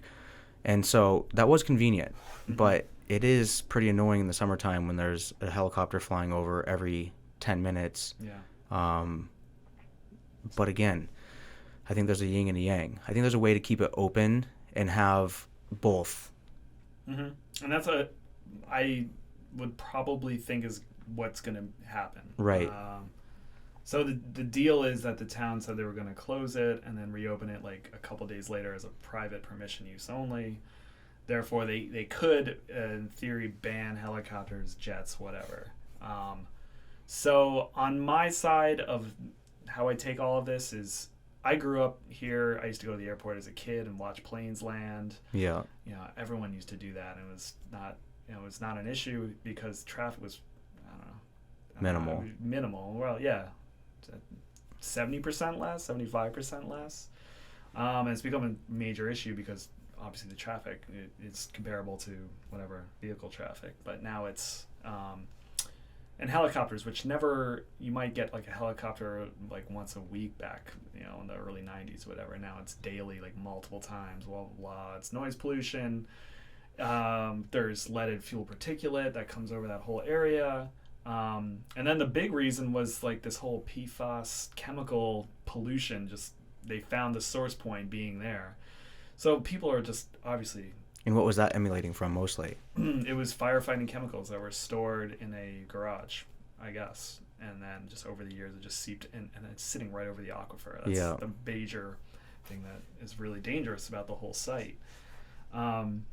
So yeah, in terms of what what the airport brings as a necessary service to the town, it absolutely does serve that purpose, I think. And so many people use it, and businesses use it, and yes, it's not just for the 1%, but I feel like that has become like the focus of the argument. Right. So, and I'm right there with you. I'm more inclined to say that the whole site, if it was closed, could be used for so many higher purposes, even if you have this great need that people rely on it for transportation. Like, if you're gonna repurpose it, which is what I did with just this little re-envisioning that I did, it could, because it's a 600-acre site, serve as affordable housing. It could serve as a utility scale solar, which we're talking 2 to 3 megawatts, which would power thousands and thousands of homes. That's energy independence. You can create a microgrid. If you use it for agriculture, for small garden plots, even vertical agriculture in the existing hangars, which is like this other huge new technology, which is pretty interesting. You could have year-round fresh produce for that's an amazing asset to have. And then you combine that with parks and like recreation, and you have all the things that everyone in the town can benefit from. And it would decrease our carbon footprint, which is a huge amount of emissions coming from that site. You'd eliminate the chemical pollution that's seeping into the aquifer, which is sitting right above. And essentially it would become a model, or it could become a model for new sustainable development. If you put the housing there, it was running on a microgrid from the solar, and all of the crops were grown right on site. So that's not to say it couldn't work in any other place that the town has for development for new housing projects, but it's the biggest one. So what you could do there is you could create, say, 20 to 30 or 40 units of housing, which is so badly needed here. It's like beyond crisis mode. Everyone's talking about it, just don't know how to implement it. Yeah. And it's town-owned land, so. Yeah, I think you brought up an interesting conversation again, and that's kind of through your art. That's kind of what we're supposed to do as artists. We're supposed to challenge and push the narrative, and the narrative is constantly kind of being spoon-fed to us, and people aren't really thinking about what they really want or need, and or how to implement, right? A couple of things kind of come to mind. I think the model, does exist, in other places. If you go to other private airports, there's a place like that I'm thinking of just off the top of my head. It's called Kitty Hawk. It's in Chandler, Arizona. Mm-hmm. And it's both sides of the runway are lined with houses, industrial areas, which, houses people, houses businesses, office buildings, what have you, which is actually even better for people that fly, because then they can just have their office space right there. They're not, getting in a car once they get there. I think that a lot of the space is underutilized. And at first I thought it was because of safety. But the reality is you don't really need a lot of space on either sides of the runways. Right. You can actually be built out right to it. Mm-hmm. And that's how Kitty Hawk kind of is, for example. Like there's houses and businesses on both sides lining it every which way. Mm-hmm. There's even a small park. They don't have necessarily the agricultural aspect, and I don't necessarily think that they have the solar panels and the battery banks and so on. But I think it poses an interesting question of what are we actually doing with our space and our land? Because if we were to go and create a bunch of affordable housing somewhere else, it would mean so much more. You're displacing that much more trees, wildlife, whatever. Right? You're creating a whole other new footprint. It's already cleared land. It's already cleared land. That's a huge benefit. It's cleared, leveled land. Yeah, and I think that there's an opportunity for people to really kind of evolve that space. As far as the particulate seeping into the earth. I mean, that is a ongoing problem, not just with that place. That's just the whole eastern end of Long Island because we have all these antiquated old fuel tanks that are rusting, and there's so many gas stations that the one in Amagansett, for example, it just got a new tank, and I used to not get diesel there because every time I would, it would clog up all of our filters. Really? Yeah, because which one? The Wainscott? I'm not trying to throw them under the bus, but the gas station in Amagansett. Wow. Remember they were doing a bunch of construction there? Yeah. Not the one right in the village, but like right before. I need a fuel injector right now. My van's been in the shop for a month. Is it a diesel? Diesel. Where do you get your fuel? All over. I don't get it from Amagansett that often, but I have to wonder. Yeah, I would get it from Shell. Yeah. Huh. I go there a lot. But... Yeah, I would get it from Shell. But yeah, that's an issue. Yeah. You get bad fuel out here all the time. Yeah. And so I think that, the space could be utilized. It could be cleaned up. Like, for example, there's some pits that are around here that just don't operate cleanly. Mm-hmm. They don't have liners under their pits that have, processing and cleansing units. You go to Arizona, for example, everything's so much more state-of-the-art on the West Coast, it seems. They have like these big poly liners, and they flush the systems, and they're really being regulated. Yeah. And there's just not a lot of regulation out here. Yeah. And so I think that something like that could be definitely addressed. But it would be nice to see it utilized as both, because it's funny because I was talking to somebody and they were so against the airport, and they're like, this is, it's only for the 1%, it's only for that. And I'm like, well, I know a plumber that's got the shittiest little plane, and that's kind of how he goes and bops around and beats the traffic. It's like he went through all the effort to go get a license, it's not nothing to go get your license, right? And so I was trying to kind of bring up to the point to her that if it becomes private and it's VFR only, which means visual flight only, it does become a lot more dangerous, actually. Yeah. Because people are rated for instrumental ratings, and they can fly in shitty weather, and Lord knows that the weather moves in quick out here. Like, you can be flying for, from the city to here, and by the time you get here, you're caught in some weird, bizarre situation.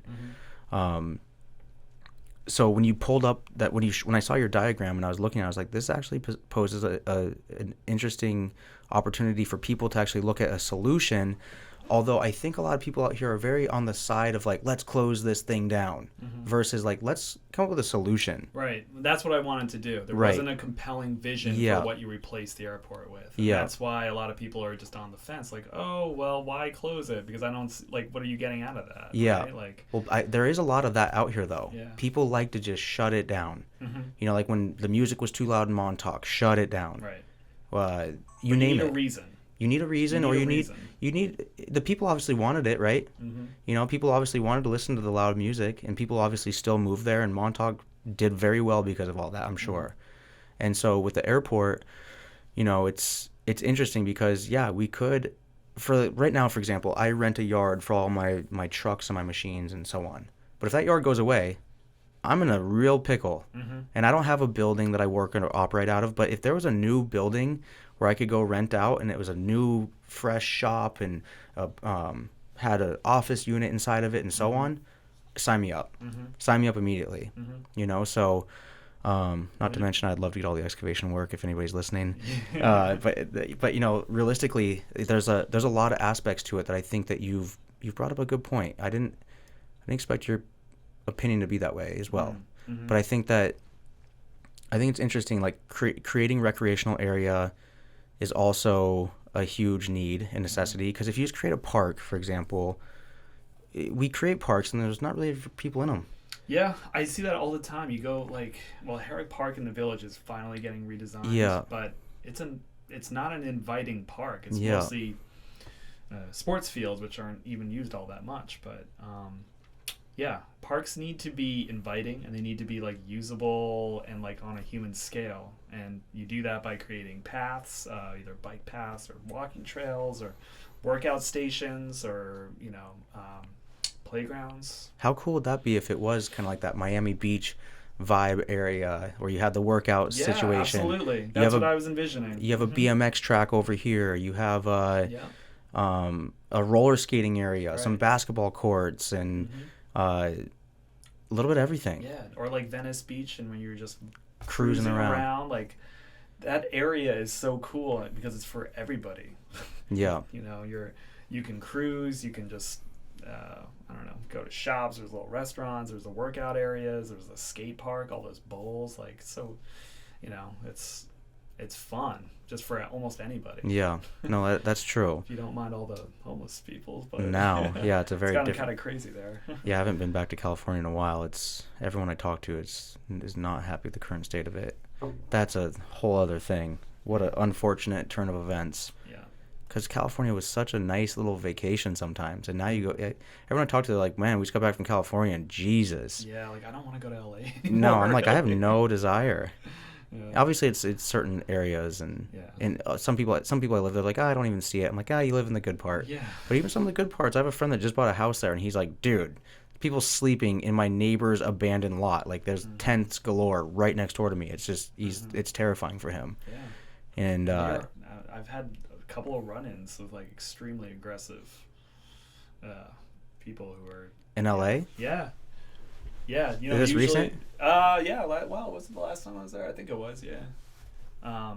You know, minor, not like I was like fearful for my life, but aggressive enough to be like, I'm out of here. I'm not really into this. Yeah. You know, downtown LA is like a nightmare. It's kind of like, you know, it's just sad, really. Yeah. Like, they're just so mentally ill, and like, but you know, a lot of them want to be there. Yeah. Some of, you know, I shouldn't say all of them, but a lot of them do. A lot of them do enjoy living on the street. Yeah.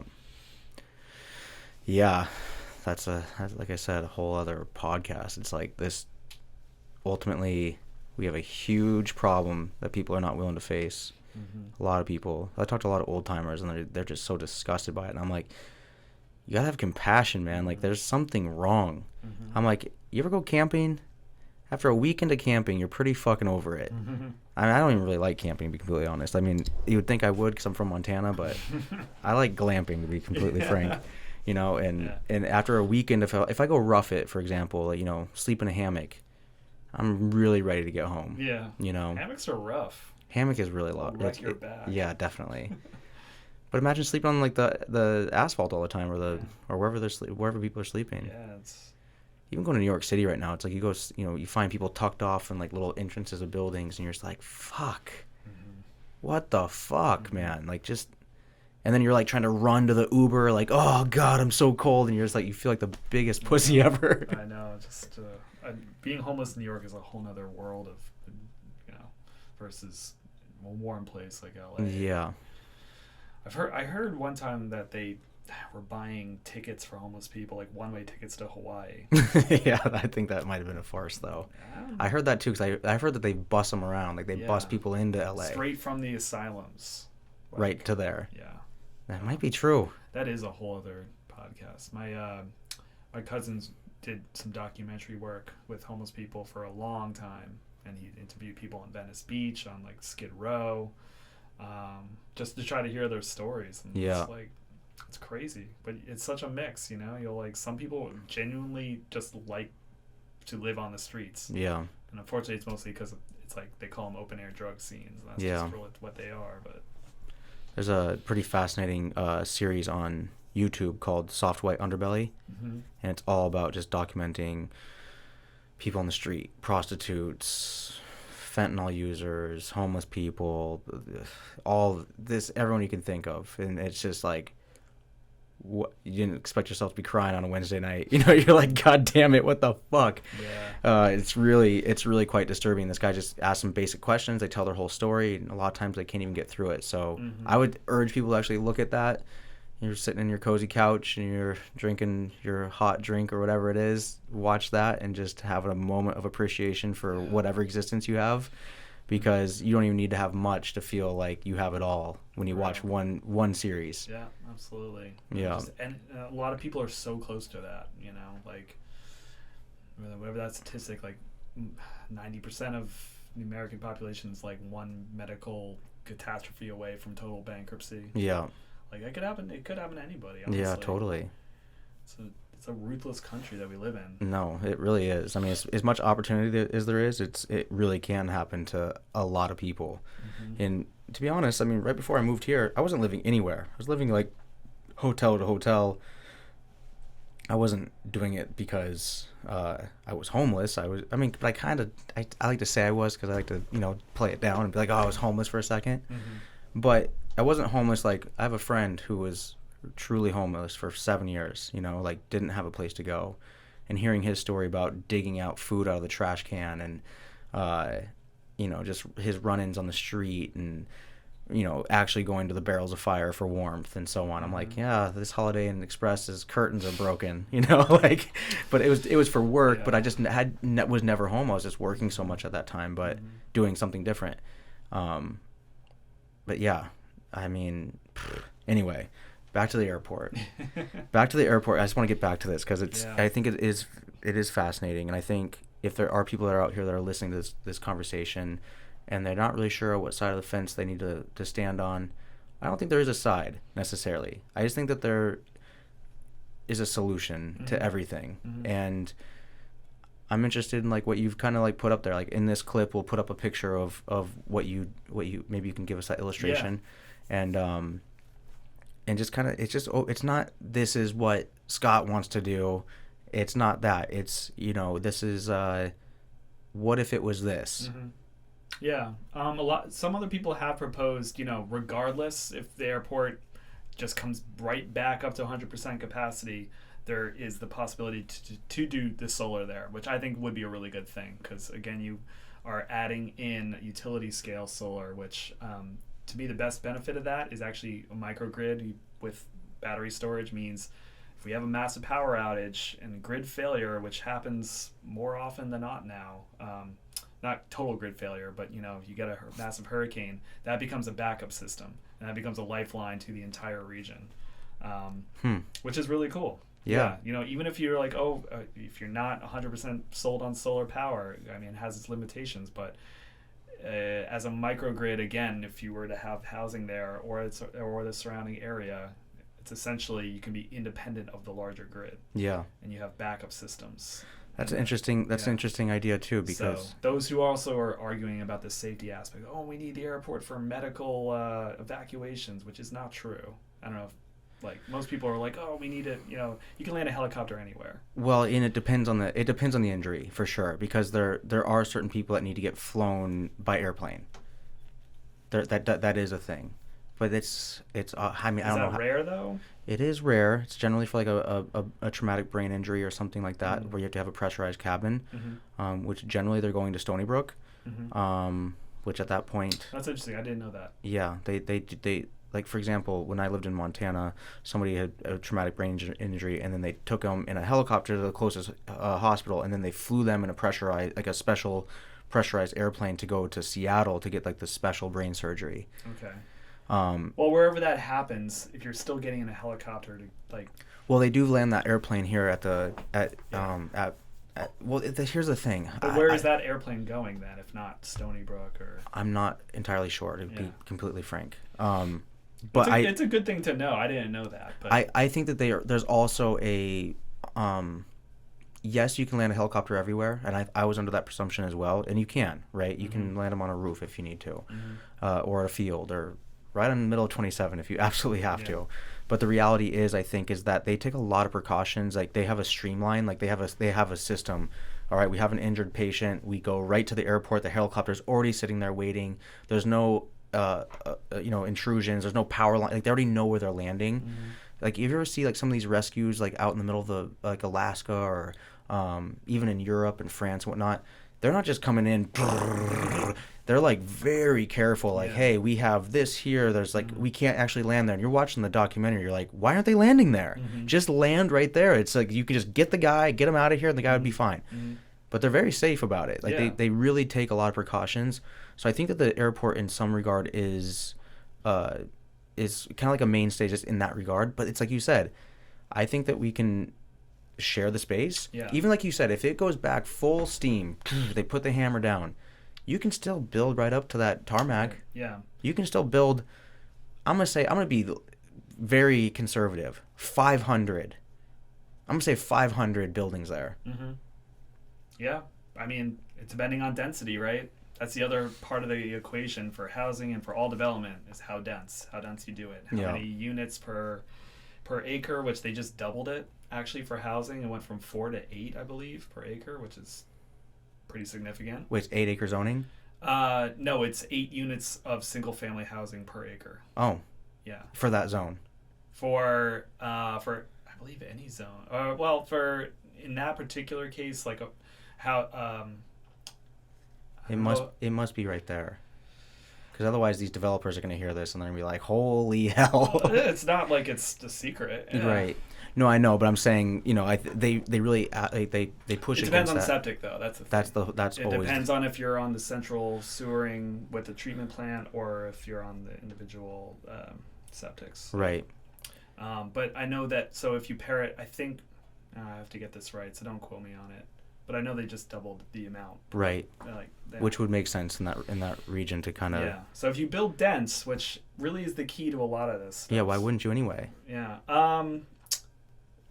Well, setbacks one, and then septic again. But that's what I'm saying. Like, let's just say it would be so much easier for them and probably more cost efficient if everything was on a shared system and it had its own wastewater treatment plant, right? And then you build everything nuts to butts, literally. Everything's like stacked up against each other all the way down the tarmac, each side. Maybe leave the ends open in case somebody has that squirrely moment. Yeah. But ultimately, I think that you could bring in, because that's a huge deal. If you drive down Fireplace Road in East Hampton, it is. It's compact. It's just garbage galore. Yeah. Because everyone's they have a vacant piece of land, and they stack in all these contractors inside of there, and these guys try to like have their space, and they have their pool equipment trucks and their landscaping trucks and blah blah blah blah blah.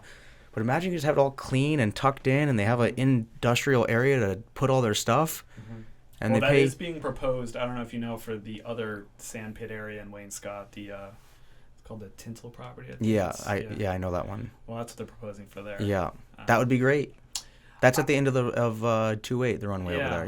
Yeah. Again, it's another housing opportunity. So it's like, how does the community balance it? I mean, that's another necessary thing, though, is the commercial storage and commercial industrial use.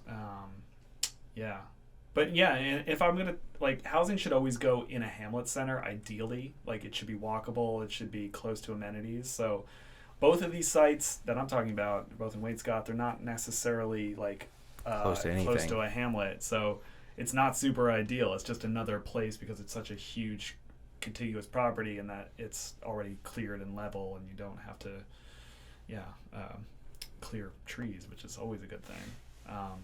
But yeah, ideally, you have all the hamlets becoming more dense, and people just don't want to hear that. Like, oh, we have to maintain our rural character, which is like a total myth. Like, we don't live in a rural place anymore. Yeah, it's not that. Like, talk to the people on Gin Lane with their privet hedges. Yeah, like, you might find pockets that look rural, but they're not. It's not truly, like, it's a very altered landscape. Right. Every aspect of it is. You fly over it and you're just like, there's not one naturalistic thing about any of this.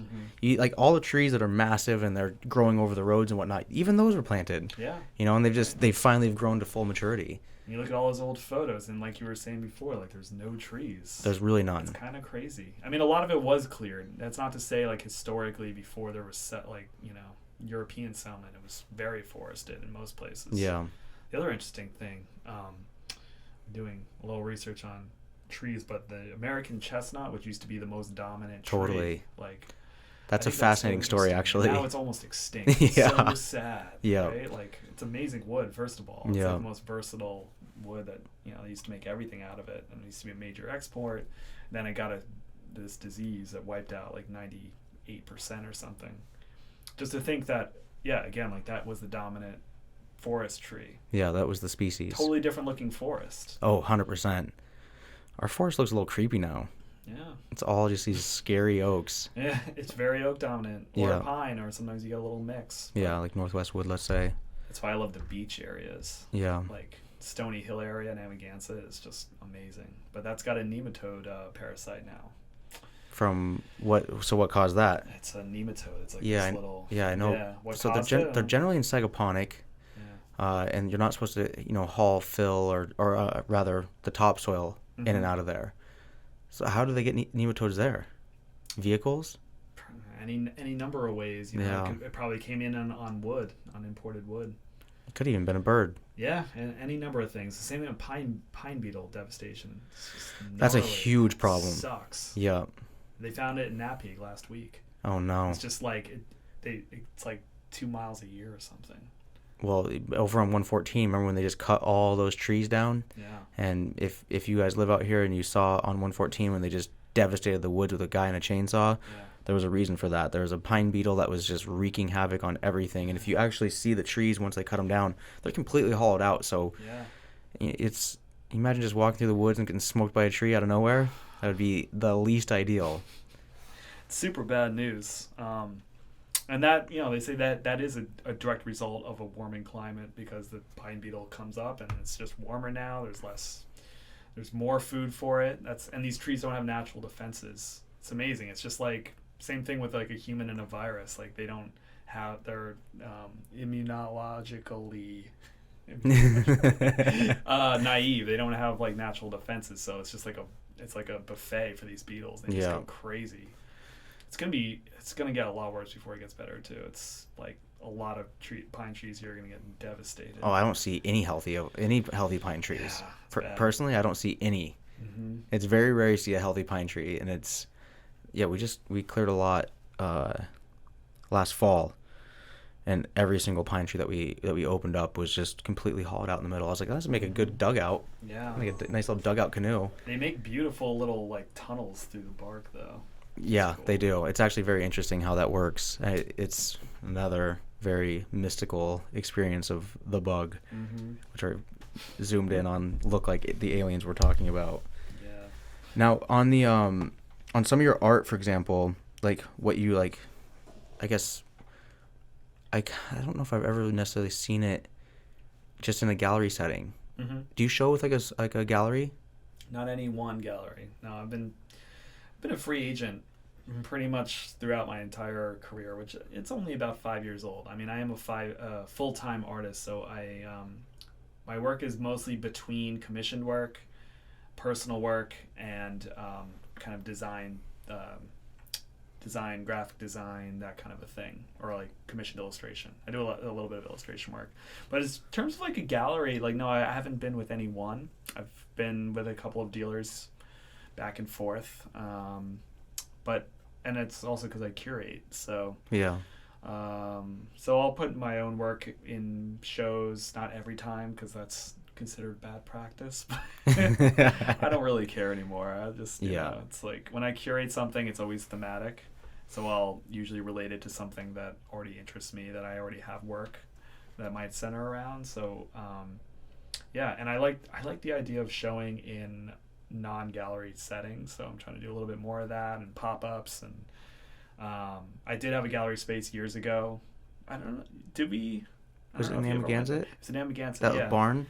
Well, yeah, it was next to Amagansett Square, and it was an old antique store. So I think I only saw that one space with John Messenger where it was like that half barn. Oh yeah. Okay, no, that wasn't that. That was another space. No, that was another space. Yeah. That space was really cool. That was amazing. That was Donald Bachelor's old studio, Potato Barn. But this was in Amagansett. It was, so if you're looking at Amagansett Square, right to the immediate east, and now it's just a house. It's funny because it was zoned for residential or commercial or light commercial. So I had a gallery there for 2.5 years, about, give or take, and it was amazing. It was called Neoteric Fine Art, and the whole mission was to show younger emerging artists, and some are mid-career too.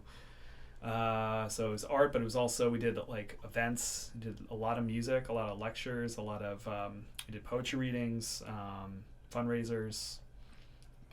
It was a lot of fun. We fit a lot of program into only like 2 years of operating. So that's kind of where I kicked off my own gallery experience. I've worked for other galleries and different art dealers over the years, so that's kind of why I stepped off and did my own thing and wanted to open a space, because I thought, okay, I think I know what to do here. Yeah. Had an idea for a program, and it was hard to balance as a working artist myself, so it was like I would be creating art, showing my art, showing other people's art. It's hard to play both those cards and be like the dealer and sell yourself and sell others, and then eventually kind of came down to, okay, what am I going to do here? Like, I'm have to recenter in my career a little bit. So step back from that, but I still curate a lot, and produce events here and there. And yeah, that's always been fun for me to try to host like an experience. Yeah. I'm interested in that too. Yeah. Yeah, it's nice to kind of immerse people into something. I think that's technically what you're trying to do as an artist anyway. If you're putting, depictions on canvas or wood or paper or whatever it is, Mm-hmm. you're putting people into an experience. So if you can bring that to the three-dimensional world, Mm-hmm. it's interesting to kind of immerse people and curate something like that. I find a lot of joy in that too. Not even just in creating works. Although, like I said, it's very 2D, to just have a viewing of something.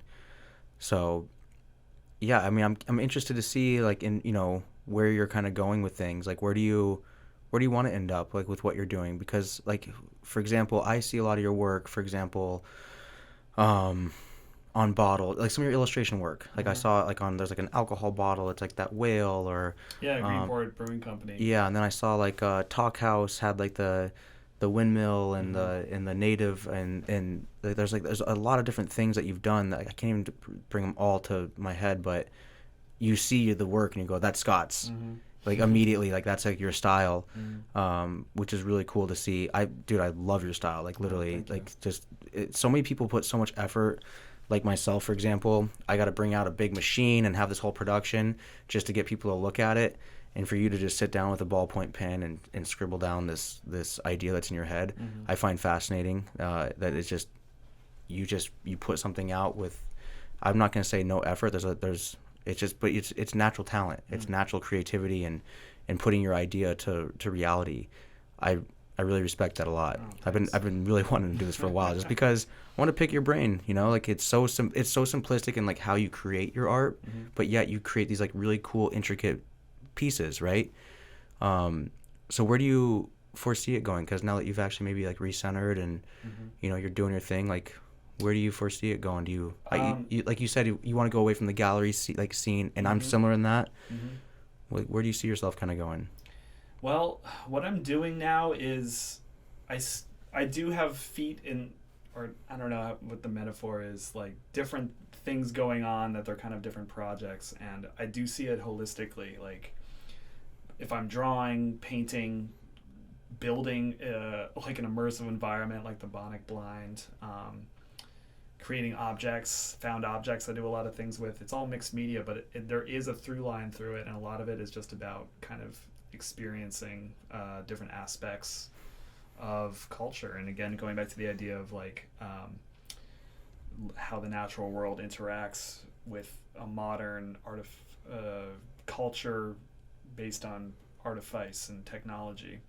So that's like the through line through it, and I've never limited myself to just one medium or another, but drawing has always been like my kind of first and foremost language, so I always go back to that, whether it's just sketching an idea or like thinking, like visually representing an idea, if it's a rendering, if it's such an immediate language. So I've been doing large scale drawings. My biggest one to date was like 9 feet by 9 feet, just all pencil drawing. Damn. So there's large scale, but it's funny because I also work very small. Yeah, I see that. Like a lot of my work is like 8 by 10 or smaller, and I just like that intimate scale. So I like to play with different scales. So between 9-foot drawings or like 10-inch drawings. You go back and forth with how a gesture works, and it's repeated gesture too. Is a lot of it. It's like finding one mark, repeating it over and over and over again. Right. I've been playing with shingles. You'll see a lot of like that's the colonial architecture style. So again, I relate that back to architectural history, especially of the area, the colonial style, the shingle style, what that represents. But it's also a visual pattern. Like I love pattern. So you'll see a lot of like repeated marks and a lot of tonality. I think I see things and I interpret things really photographically between blacks and whites and grayscale. I've never considered myself like a colorist. Like I don't have a good intuitive sense of color. I think I've gotten better over the years, but it's it doesn't come naturally to me. Like I see a lot of things in tonality, so and that's like attractive to me. Right. So if my drawing communicates that, then I think that's kind of where I want to go in terms of what I express. And are they interesting? Are they thought-provoking? Yeah, a lot of it isn't even aesthetically driven, actually, which is kind of funny for art. Like, you look at an object, you're like, oh, that's a beautiful piece because it creates this emotion of, like, color and movement. And I think my creative world comes out of interpreting, but also, like, ideas and design. A lot of it is design. Like, there's a lot of architects in my family, and I wonder if it comes from that. I can definitely see that. Yeah.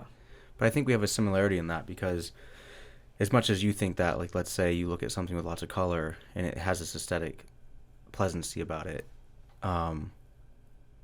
yes, but also I think the same thing about, let's say, my work. I'm like, well, it's not figurative enough, and it's not saying something. Like, I leave so much to the viewer. I mean, obviously I have to. It's all about that. So, but I have a similar thing with it where I'm like, well, it's not figurative, and it's not maybe aesthetically pleasing because it's not saying a specific thing, but you should know that, like, your aesthetic that you are creating, like, when someone knows your style, it's very aesthetically pleasing. Like, I would love to have a piece of yours within, like, my collection of artifacts of my collections of life, right? Because it has a style to it, it has a sense. It's yours. You know what I mean? And that's, if it was just somebody's, it probably wouldn't be the same. But, like, you've definitely developed a style, and to me, and to my eye, it definitely is aesthetically pleasing. Like, and it doesn't need all the rigmarole. It doesn't need all the color. If it had color, it'd probably actually lose its taste and its lust a little bit. I get lost in it sometimes. Yeah. Sometimes I wish, like, oh, I wish I hadn't colored. I wish I hadn't. No, I don't think so, man. I think that's so much you. Like, I love the fact that they're not colored personally. Yeah. Because that everything is so try hard now. Even myself, so try hard. It's just like, oh, shut up. You know what I mean? It's like, don't even. You know, it's like, I think my next body of work is probably gonna be all black. That would be interesting. Just to all go black. From all these colors to, Yeah. you know, and the pastels to, like. Yeah. Yeah. It's just like every single time, it's just this thought of the color has to be like this, and it has to be next to this color, and it's just, oh, if that color's next to that, it's not going to work. And well, color, it's its own world. It is. And that's what makes black and white photography so, like, compelling. Totally. It's stark, but it's also the gray tones in between. It's how you transition between the two. Right. But I think aesthetically, your work is right on point. No, I think a lot of people feel that way. Every time I even mention your name, people are like, "Oh my God, I love his work." And, you know, and you're not like nice. You're not like sitting there. You're just doing what you do. You know what I mean? That's the part that's awesome about it. You're just doing what you do. You could have put that doodle on a napkin at, you know, the diner, right? I mean, I do. Yeah. Often. Yeah. And and then it comes out, and it's like, well, I would want that on my wall, actually. You know. So I think that's something that's pretty interesting. I think that not a lot of people have that. I think a lot of people are coming from a place of, like, what would people want on their wall, or what do they want? And I try really hard to not do that. Yeah. Try to kind of create my own pieces for in the moment. It's definitely a trap within. Yeah, because people are always like, well, why don't you paint with this color? I'm like, I'm not doing that. Yeah. I want to do this. I'm not doing this for you. If you happen to resonate with it and you want to buy it, then awesome. I'm so stoked if that happens. Well, that's where great art comes from. It has to come directly from you. Yeah. And I think you're truly embodying that. I mean, so what do you think as far as, like, I know, like, we're talking about, like, art as its process and its existence, but how do you, for the artist that's listening, let's say, that is just an artist that, you know, maybe they have a job and they're not a full-time artist, how do you plan to, like, and I hate this, it's everyone's least favorite conversation, how do you plan to, like, potentially, like, monetize more, or to get your artwork out there? Is that even, like, a thought that's, like, in your head? Yeah. Well, okay, so I always look at it from, there's all these different avenues to exploit. And what's so amazing about this time in history is that there's never been more ways to promote your own art.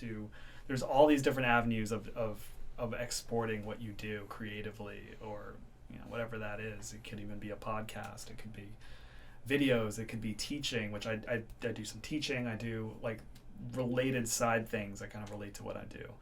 But in terms of the work itself, getting it out there, it's a lot about exposure, and online is now for like 90% of of where I sell work now. It's amazing to think like the gallery system really it's never going to go away. Right. But it's just like there's so much online things happening with art, and the NFT world is.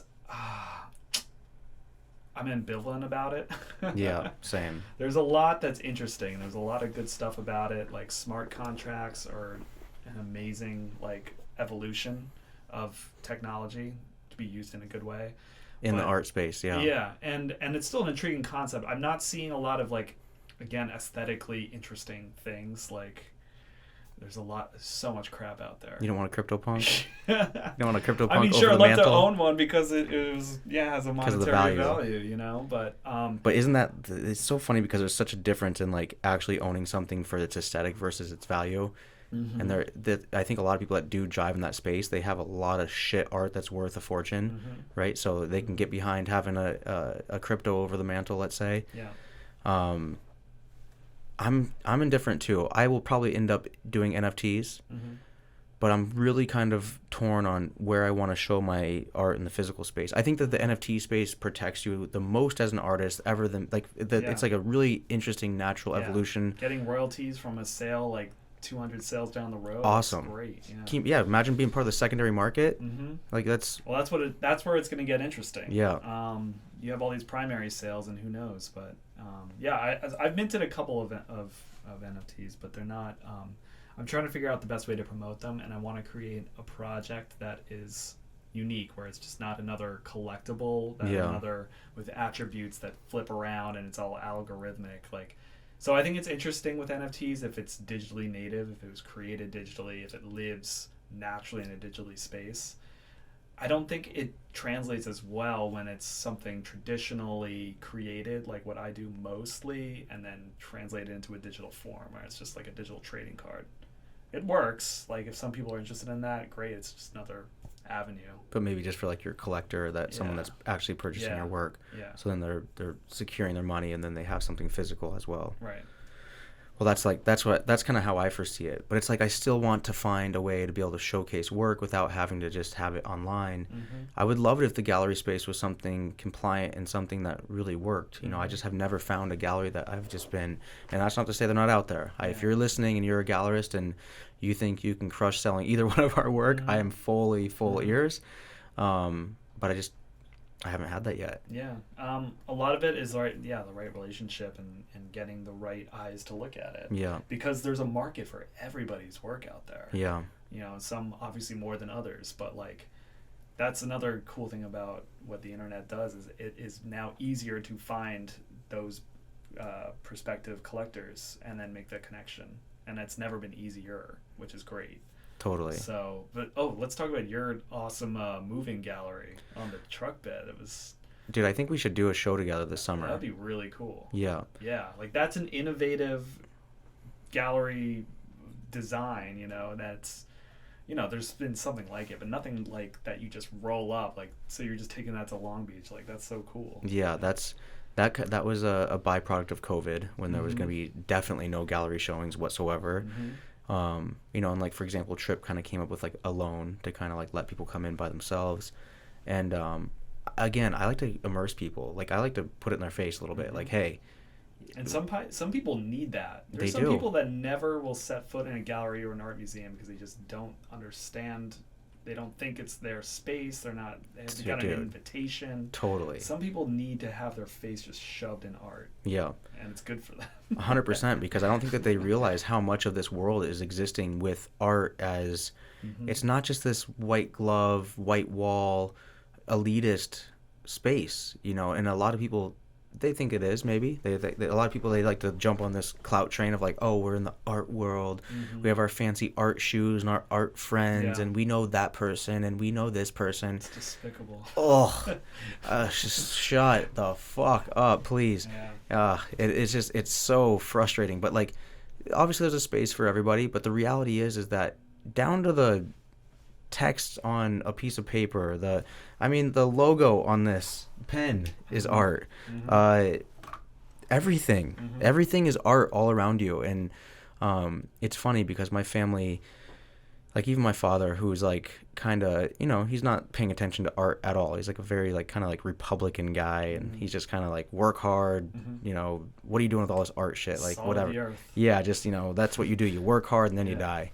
Yeah. And even he's kind of like, I did a painting when I was back in Montana on this barge, and like I was like, hey, come down, like watch us, do it. And even afterwards, my dad's like, he's like trying to give me pointers a little. He's like, oh, it's crazy how you move the whole squeegee, and it almost looks 3-dimensional. I'm like, dude, that's what I'm doing, dude. Like that's the thing. Like, and he's like, well, you should do more of that. I'm like, that's so funny. But it's like now all of a sudden he's like seeing it. He's like, well, I actually really like that piece. I'm like, maybe look good in the house, huh? Right.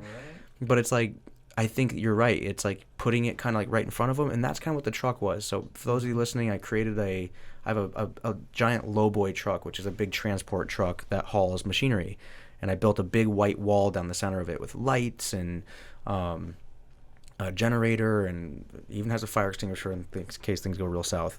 But basically, I would just pull up to the beach during COVID times, and even last year, well, I guess it's still COVID times. In any way, I would basically just pull up to Long Beach, and people would just be walking by, and we just have an art show right there, just out in the midst of like a nice evening as the sun was setting. The sun would go down, the lights are on, and you just have this big white wall just kind of existing out there, and people really kind of took to it. I found a lot of people that was passing by, like literally a guy that was just like an electrician that I see on the job, usually with just muddy boots, and he's like, man, my wife really likes that piece. Like he's like, we don't even have any art. He's like, I need that piece. I'm like, dude, that's amazing. I'm like, I'll give you an awesome deal on it. Like that kind of conversation is just like so different than you'll ever have in the art gallery space. Not to say that you won't have it, because I have met some like real salty earth people there too, but it just creates a totally different environment where people are just like, holy shit, there's a art gallery right here, and where it doesn't cost anything. Open air. Yeah, you don't beat that. I mean, it's definitely been like an interesting experience, but I actually wanted to talk to you even separately of this about, curating something together, and then like during the summer night, like just showing up at Ditch Plains or showing up anywhere, just being like, hey guys, what's up? Like, or like, Long Beach again. Yeah. Really fun. I did, my friend Peter Spaces got a truck, an old box truck that used to actually, it was he told me it was a mobile motorcycle like mechanics like shop that he bought in California for like really cheap, and we started showing art out of that. Is that in Amagansett? That truck? He might keep it. No, I think he keeps it in. He's in Springs. Oh, okay. Mostly, but it's. I mean, it's small. It's like the size of this room. It's. I think I've seen it. He's like redone it, and like it opens it's got up. Checkered floor tiles. I think maybe I've seen that. Yeah. But yeah, I mean, mobile gallery. That's a good idea, and yeah, like why not? Did any like cops get on your case or anything? I have a funny story about it actually. Jay, if you're listening to this, Jay Duncan, who's he owns the Ladies Fight Club, the boxing gym. He's kind of like a local guy out here. Awesome dude. Kind of just like an entrepreneurial go-getter, on the grind every day kind of kid. So I was having the art show, and the cops kind of cruised through. It was kind of right after like the whole George Floyd thing kind of happened, and Jay is he's a black kid that he's kind of sassy, he's funny. And the cops were kind of rolling up, and then Jay's like, hey, Brett, I got this. And the cops kind of talked to Jay for a second, and the cops just kind of kept going. He's like, I'm telling you, it's because it was me. I'm like, dude, that's just not even real. I'm like, that is so ridiculous. He's like, I'm telling you, it's the Times. I'm telling you, it was because of me. I'm like, dude, well, thank you. That was the only time we had a cop interaction. Yeah. And then after that, the cop would kind of cruise by, and he'd be like, hey, guys, how you doing? I'm like, good. He's like, looks awesome. That's great. And I'm like, I don't know how long that's going to last. Yeah. I think it would be a problem if like a number of other trucks just pulled up. If all of a sudden I have a Ferris wheel and, bumper cars and shit, then yeah, probably it'll become an issue. Or you just pack it in and get on the road. Yeah, but it's like, I initially had like this whole idea of like, we're just, I broke down here. I was on my way to my shop or something. I know, you can't prove that you didn't. Yeah. But it's like, at some level everybody wants theirs, Yeah. And that's probably a little bit what's going on with the airport, a little bit. Everyone wants to get their piece. So if I have to get a permit at some point and all that, then, hit me up. You know, I wonder what kind of permit it would have to be. probably a special events permit or something. Or yeah, but if you, but I'm not technically gathering it's not an people. event, you're just parking. And I'm just parking here for a second. People are just looking at your cool truck. Yeah. If anything. I mean, that's what I think. It just happens to have all this great art on it. Yeah, and I'm not necessarily doing transactions right there at the beach. Right. You know, it's like which is actually how CPF properties work. Right. It's interesting. Like the town owns a number of properties where art is becoming they're showing art there. Like there's two. There's one in Springs at Duck Creek, and then there's one in the Village now that it's like a gallery that is showing 19th century art, but then also is going to have rotating like contemporary art. And so you're not allowed to sell anything out of like on a CPF property, which that stands for Community Preservation Fund. It was bought by the town for essentially the public use, either recreation or like as preservation, whatever.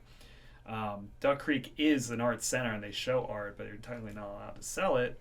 And then in the Village, there's the Gardener's Mill. It's right by Town Pond. And then there's a former gallery owner, well, I guess he still is, who's showing his collection and then other art, but he had it for sale. And the Village allowed him to do it, but it's like a controversy because it's a CPF property and technically you shouldn't be allowed to do it. And like they were like, oh, how did he get the contract to do this? It's a private use. It's a whole thing. Yeah, and like I'm not, So do they let him ride?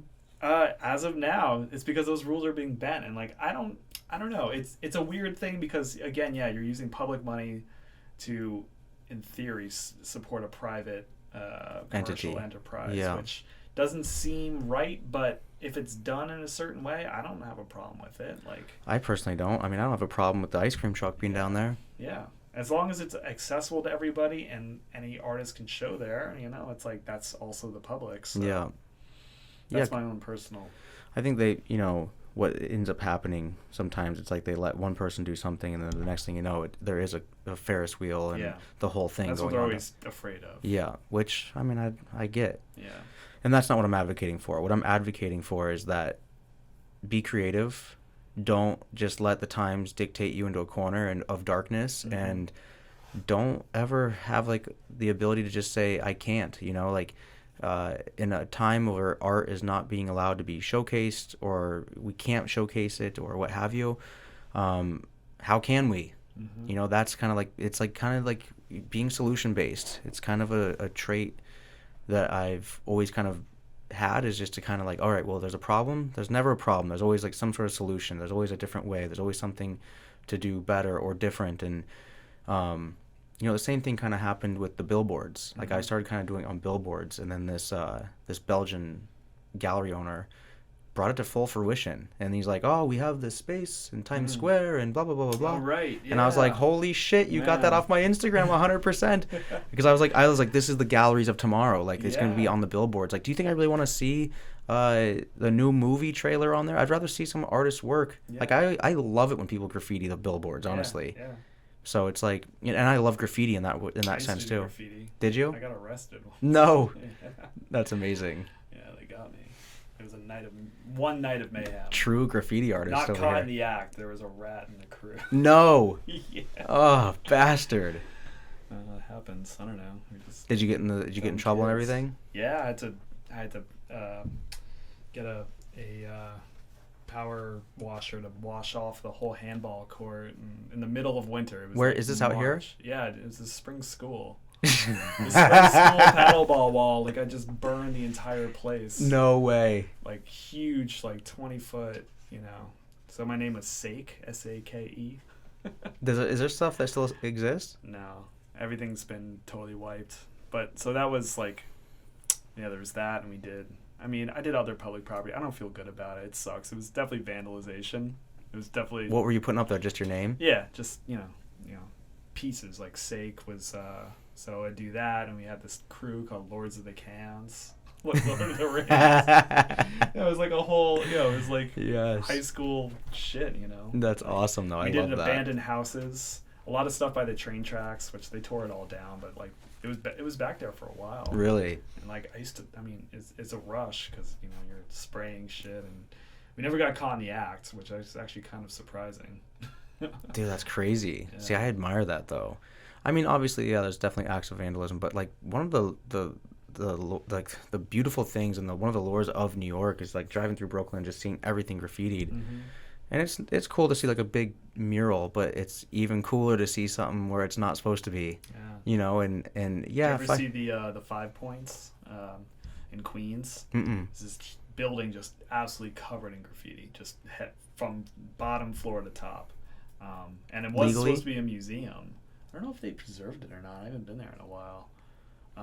No, I know it was bought and they wanted to tear it down. People were like, no, this is like a cultural heritage piece now. Yeah. It's like every graffiti writer, you know, from like the 90s to the 2000s was up on it. See, I love that culture personally. Yeah.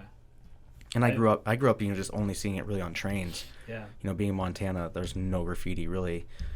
If there is, it's terribly done. It's not cute at all. It's not anything good. Yeah. But like I would see these trains roll in from other places and I'd be like, wow, that's a piece of art. And my dad would be like, nah, that's bullshit. Like that's not what you should be thinking is art. That's not art. And I'm like, no, I think that's badass. Yeah. And, you know, and then like moving to bigger cities once I like had moved from Montana, you know, at late teens, even 16 when I kind of like moved down south, just seeing graffiti, I was always just fascinated. Like, wow, like how the hell did they get that way up there? Me They must have to get suspended like from something to get. How did they get that there? Right. I remember being a kid and being like, who are these crazy teenagers like crawling under underpasses and like getting it 50 feet up in the air, like crazy. But it's funny you saw it on the train. It's like the same idea as your as the truck.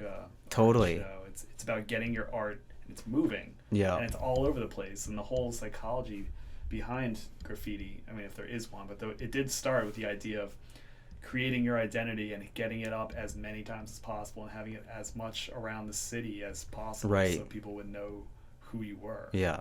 It's all have that cred. Yeah. Yeah, it's wild. I mean, look at Alec Monopoly. You know, like look at his whole thing that he's created. Probably more so, you know, his brother is the true artist of that whole situation too. It's this fascinating guy that has made like the art of the deal, if you will, like part of everything. His brother's made so many things happen, but also it's like you look at, you know, he tells a story actually on Impulsive on like Logan Paul about like how he got arrested. Like he couldn't even go to his first gallery opening because he was wanted for graffiti, and like they were trying to catch him, and they were like come to his apartment trying to catch him. Yeah. But dude, I'm so fascinated by that. That's just so cowboy. You know, like that's like the real. It got huge with Basquiat. I'm looking at him right down here. Yeah, that's a photo by Ricky Powell. Wow. That's like one of the last like photos that he took of him. And then yeah, it's like there's like a series of 5, I think. That's amazing. Ricky Powell just passed away last year. Oh. He's a famous photographer that took that photo of him. 1986. Yeah, 2 years before I was born. Died of the curse at 27. Another fascinating character though, huh? Yeah. Crazy. Used to paint in Gucci suits. Yeah. You see a lot of people. I just saw on the news there's a show of 27 never before seen Basquiats, and they think they're all fake because they're all like painted on cardboard, and like there's just like no documentation of them. I think there's a lot of that shit going on in the art world and the auction world. Yeah, definitely. Now more than ever, because more and more ways to like fool the authenticator, and authenticating itself is like kind of a scam where you have people in on it. You know, there's people who used to authenticate Pollux who just can't do it anymore. Right, yeah. Because they got in trouble for like authenticating like known fakes. And well, now they have all these labs and they're testing paints and all these different things, but it's like, how do you know they're not in on it? Like, some of them definitely were and getting cuts. Some of them weren't. I mean, some of them were definitely like, you know, they want to get to the truth. Yeah, they want the truth actually. Yeah. Yeah, don't hire them if you're trying to get away with it. An interesting, really weird, interesting story with my friend David, who his uncle owned a furniture shop in the 50s and traded. Oh, what is the story? Got a painting. Supposedly got. Oh no, this was actually a fake story. Now I have to get this because I have to get the details right. This guy claimed to have a Jackson Pollock that had never been seen before, and said that he got it from my friend's uncle, and this never happened. But this guy was like a known scam artist who owned a submarine. He was like What a piece of This guy machinery was to like have. this crazy dude who was like a known art scammer, like just a known like con artist, and he owned a submarine, which was like the cops like took it from him and they put it up and they dry docked it in Greenport. I went to go see it, and the FBI was following him for years trying to figure out how to catch him in the act, and like he had sold like 6 fake Pollocks or something. Like, now I have to get this story right because I don't. Those are like the main details. Already fascinating. They should make a docu-series about this guy already. Yeah, but the FBI was in contact with my friend for like years trying to get the details. Holy shit. Yeah. Yeah, I think there's a lot of that stuff. I mean, you watch some of these Netflix docs, and they, these guys are like, yeah, it was a professional scammer making, fakes for years and years, and it's like, first of all, kudos to these dudes for replicating so many different styles. Mm-hmm. Like, how can you even knock it? They're replicating like, dolly pieces, and I mean, just this super bizarre stuff that looks so authentic. I'm like, I'll still take one almost. Plus, they have to like get the materials, like the canvas. That's the has whole to thing. Be, like the like, right age. Yeah, hemp canvas or like certain things like this. I like that detail. Like, oh shit, like that's linen from 1500s. Oh, and it could have only come from this area of Italy. Yeah. But the stretcher frame. Oh, that wood just wasn't available at that time. Yeah, that staple's got the wrong metals or something random. Yeah. Jesus Christ. That's so funny. Yeah, dude. Well, I think we've done a fair amount. Let's see where we're at. We're at 6:17. We're a couple hours in. I'd like to do this again at some point. Yeah. I think we do it again in the summer. Is there anything that you have coming up that you want to plug? Do you have like any type of shows or any student programs you're doing? Well, I'm going to be teaching just a little mixed media course at the Golden Eagle in East Hampton in March on Fridays. It's an adult class. So cool. The idea is we're going to be building every week on, we're going to be doing something, and then the next week doing something to that thing, and then it's going to build up as a process, just a mixed media course. And then, and I'm doing a cool residency in Miami in April. I'm really excited about, called Fountainhead. And I'm not really sure what I'm going to do yet, but it's going to have something to do with manatees. I don't know if you've heard, there's like just this massive die-off of manatees. It actually bums me out because I actually really like those things. I know, me too. They're just like sea cows. They're funky creatures. Yeah, and they're trying to feed them like cabbage and they won't eat them. And they're like, it's a very sad situation. There's a massive die-off of manatees. Well, even in Tampa, they had that giant flood or a giant toxicity like spill that like just basically implemented the whole bay, and they had huge fish die-offs and so on. I think it was like lime extract or something. It was like something for concrete, I believe. Oh, shit. I wonder if it has something to do with that, but yeah, I mean, remember that lady? Red tides. There's like all sorts of bad shit. Remember that lady that was on the internet that was like riding the manatee? Remember? No. I hate to laugh, but it was kind of funny. She's like doing the exact thing you're not supposed to do. Yeah.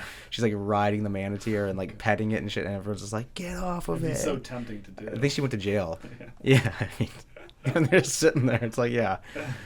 But no, I'm going to Golden Eagle tomorrow to talk about doing something there as well. Cool. Maybe doing like a little earthworks installation in the back. That'd be rad. Right? Yeah, they're planning some cool stuff there this summer, which...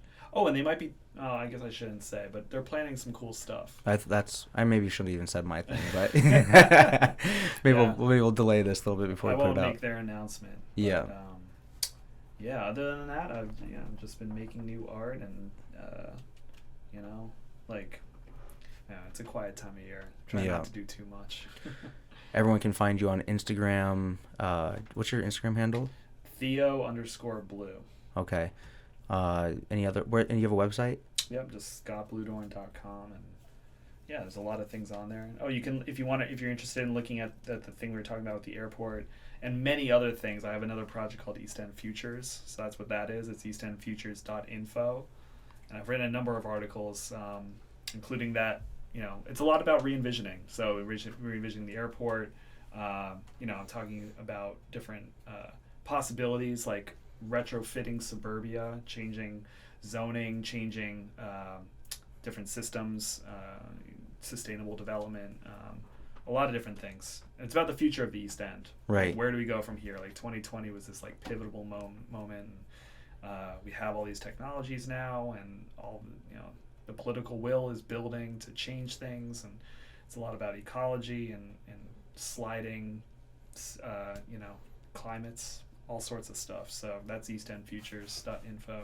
Is that on your website too? Can you get to it from there? That's not. So it's just a separate website. But I urge people to go to both things because even just the picture of the one project we're talking about with the airport, for example, is very interesting. And again, like, this is thought provocation. It's not to say this is exactly what Scott is aiming to do or wants. It's just, hey, I have no money and no power. I mean, I didn't see I didn't see a. For me, it's well, you gotta understand. People don't realize even that people are, putting an idea into the universe. Yeah. It's like they don't know where things lie, and people are just so triggered now. It's like, but you don't have a BMX track drawn on there. But when we were talking at dinner, you're like, dude, what about a BMX track? And I was like, actually, I'm like, I did not expect you to even say that. Okay, yeah, all right, now you got me. Well, it's about gathering, alliances of different sectors and demographics, and like so many people in the town would want that and asking for it for years. Like, why not integrate it? And you get stakeholders to be like, yeah, I want this to happen. Totally. And then it's not just one group of people against another group of people. No, absolutely. I think you're spot on with that. I think that's like kind of like bringing multiple coalitions together to kind of have a similar vision. Doesn't even need to be a one vision. It can be a similarity. Right. I think is like a big goal. But yeah, so Instagram. Do you have anything on YouTube? Not really, no. Just stuff from I got a couple funny random things, but not okay. I haven't explored the video medium as much. Okay. Well, maybe this summer we're doing something together with the art truck. So stay tuned for maybe something like that. Yeah, maybe do some projects together. We'll collab on some stuff. Other than that, dude, thank you very much for coming out and having this convo. Thank you so much. This was a lot of fun. Yeah, man. I love long form conversation, and same. It's just nice to have that as a balanced form of conversation. Again, talking about ideas. Yeah. No, and it's provoking ideas, talking about ideas. We don't all need to agree, but yeah, man. Again, thank you very much, and maybe we'll see you next time. Awesome. Thanks.